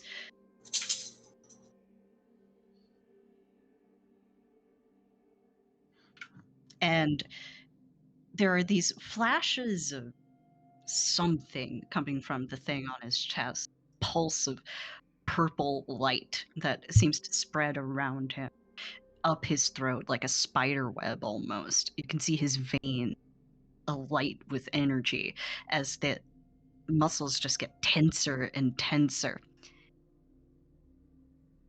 3 days. He almost spits it out. And afterward, you hear him wince again. The light pulses through him. And it seems like he's fallen unconscious again. Shay just drops him. He will land with a thud if no one catches. Yeah, Ismark and Kokoro catch him probably. I mean, he's not far off the ground. I'm helping. She didn't. I can't do it, but I'm helping. This man has had both of his legs blown out. Yeah, like he wasn't. She didn't pull him all the way up. She pulled him like maybe a foot off the ground. Because she was like leaning over him because he was like on the ground. We're just gonna crack the tail. We're gonna crack the tailbone along with the busted legs. Yeah, he don't need them. Where's he gonna go? Drops. Set him down again.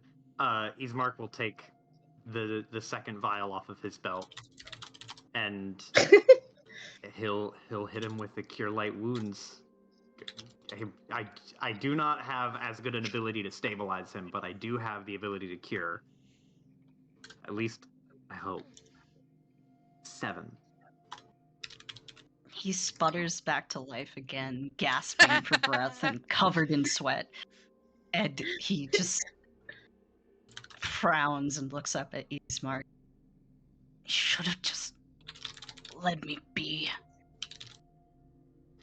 He shakes his head and he's like, I wouldn't want my kid to die, so I'm not gonna let someone else's kid die. Even if they do make stupid choices. And he's gonna sit him back up against the wall. I've got questions. Shay, who promptly dropped him, and walked around, and now she's kind of like sitting on the corner of the table now. It's like, how is she alive?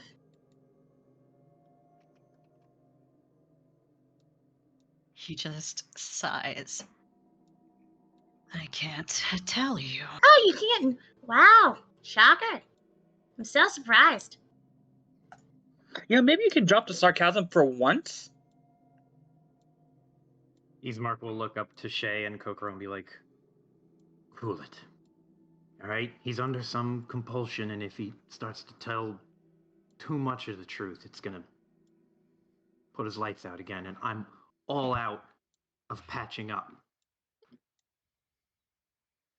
We got what we needed. We'll come back for the rest later.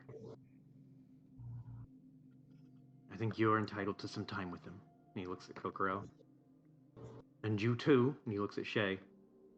If you keep your temper in check. Until you can see his eyes like flick down to your sword and flick back up.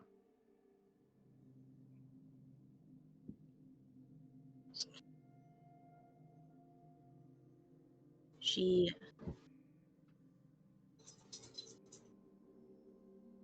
doesn't say anything, but she'll give him a very, very curt nod before she gets up and starts walking.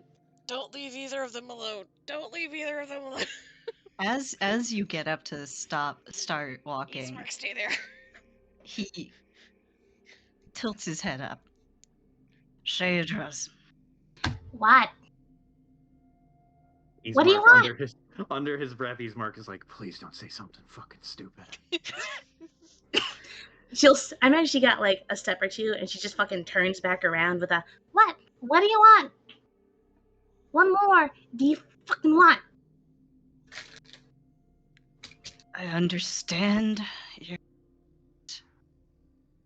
You should know. You understand. Nice. She still loves you. She talks about you every day. She finds you the way you've grown up. Inspirational.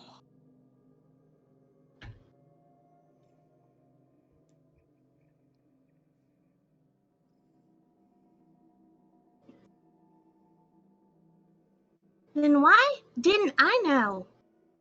She survived. She steps a foot closer. Why didn't she tell me? She takes another step closer. Mark will put a hand out, and he's in this sort of like, easy. Why is Shay? Takes another step closer. She's gonna squat down in front of Pseudo. You can see Kokoro's hand beginning to radiate with an energy.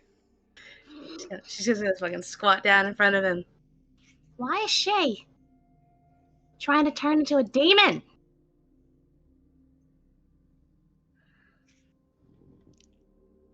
Because she hates the way these people treat her. And it took her a while to find the... Oh, you're cutting out, Kira. I'm sorry. Can you repeat that? Because she hates the way these people treated her. And it took her a while to find the answer. But she has now, and she's happy.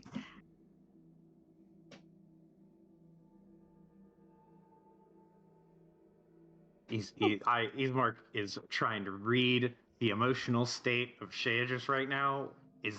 Can I get an estimate on the odds of a Shaydras explosion?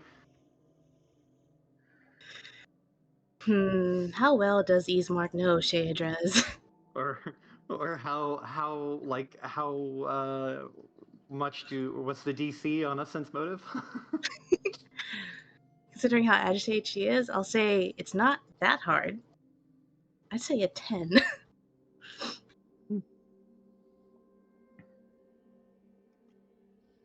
Well, I was gonna say, unless I roll a 1. Hey. Hey. What are you looking for?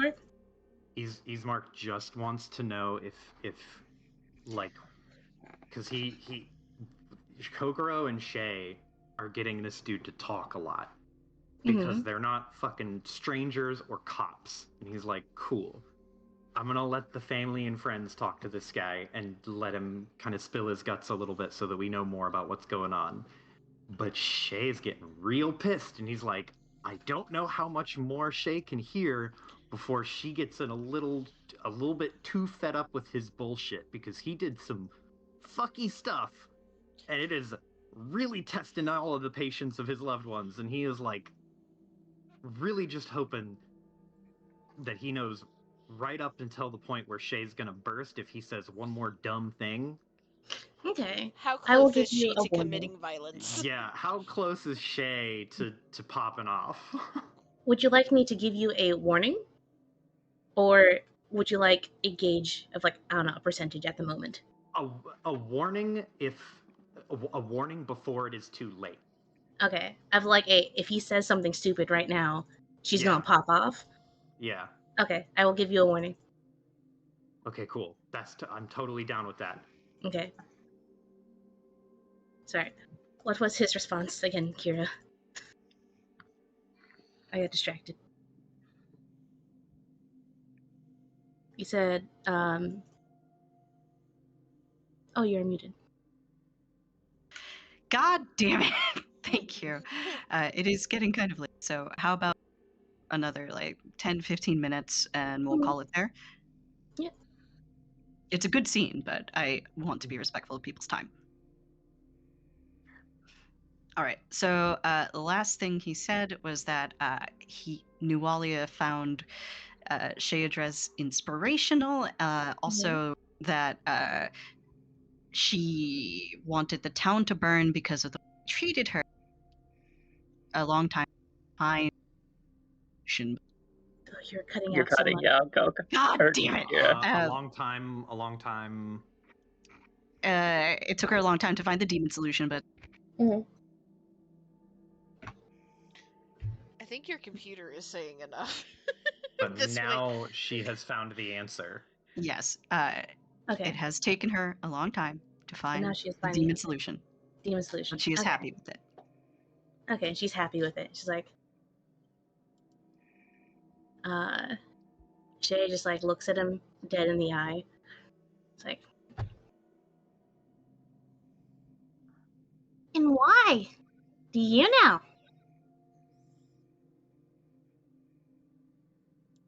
Why are you involved in all this?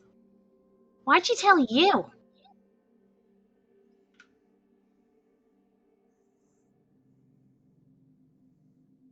Because I found her. When Found her. She was in Magnamar, and she was still working through it. That's when I found her. We found each other.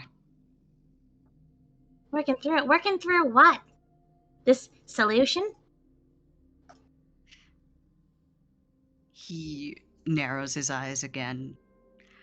I wish I could tell you, Shayadrez, I do, but I can't. Yeah, I get it. How long have you known? He doesn't say anything. How long could you have told me? He looks away from you. I've known you.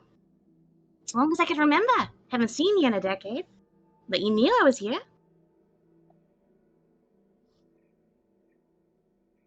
I should have told you. Yeah, you should have. There's more Sorry, good. There's more going on to this than you can imagine. I would have told you if I could have. Yeah, what of? How long do you have yet? Points to his chest. Couldn't have had it forever. Could have told me before.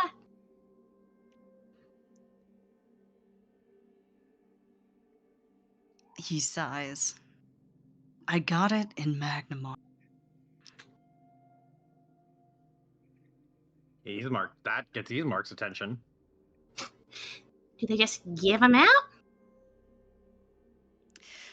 In certain places? Certain places in Magnamar. Yeah, certain places in Magnamar. Hold on, is the thing on his chest glowing like through a shirt? Yeah. It's glowing since he broke his oath there. Ismark is going to pull his shirt aside to look at the mark. It's a very familiar one, Ismark. It's a Sahedron. Ismark sees it, and there's a little bit of paleness in his face that wasn't there before, and he just blinks at it and just goes, "Oh shit."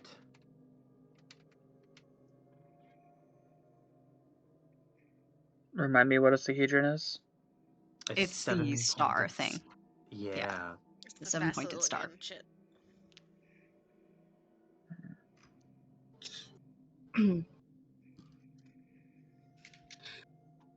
Imagine while Ismark had the distraction that kind of like jolted Shay from that train of thought. But it takes her a second to like zero back in to Pseudo. She is going to, from where she is like squatted down, she is going to sit and have like one leg up. So she can like rest at like her elbow on her knee as she looks at him. So they're just sitting now. It's like, he burned his body.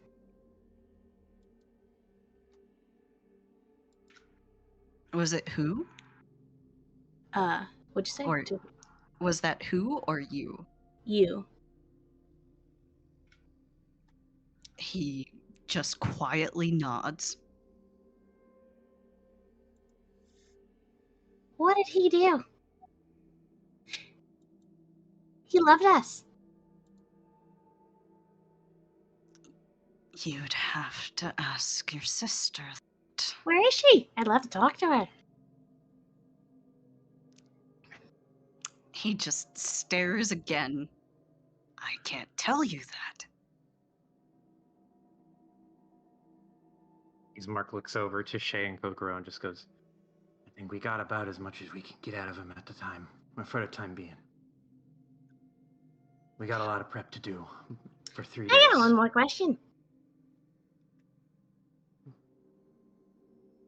And Shay's gonna lean closer to Pseudo. Do you feel any guilt for all of the harm he caused? All the death?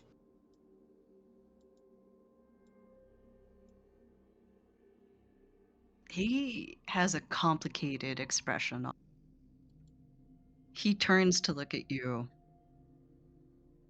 And you can see his jaw working. I regret that sometimes good people come to this shithole town. And I regret not telling you. And I regret hurting my sisters.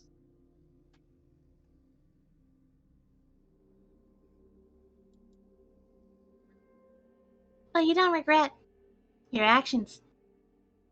Death you caused. They had families.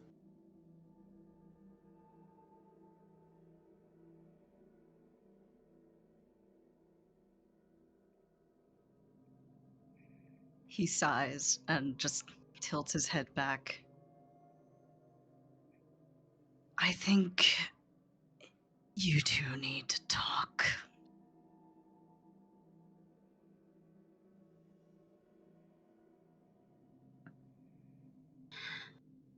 Greg? Can't wait to meet up with her. Lovely family reunion. She is going to rise up from her sitting position to once again kneeling in front of him. She's going to lean in and, Kira, I have a question for you. Yes. Could Shay take like her nail and like I don't know, reach forward and like scratch him, like just enough to draw blood, but not enough to like hurt him or knock him out? I'll allow it. Okay.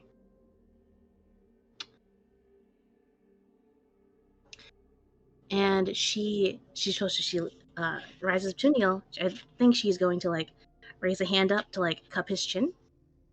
and her nail is going to just scratch on his cheek, enough to draw like a drop of blood.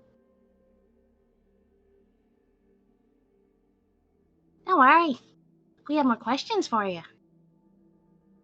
With that, she's going to pat his cheek and stand back up and start walking away. All right. I think we can leave it there for now. Mm-hmm. I just wanted to get it on record, though, that Solo went down, and all 3 of the ones downstairs have also read the paper now. Oh boy. There's going to be interesting conversations next session. Amiko, Shalelu, and Mez have seen this bullshit.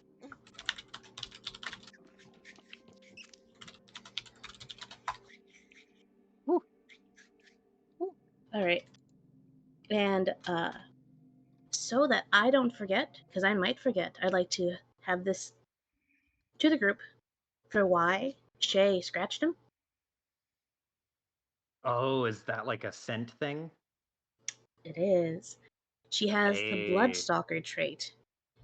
She gets a +4 bonus on survival checks made to track or follow a trail so long as you have dealt damage to the creature you are hunting within the last week.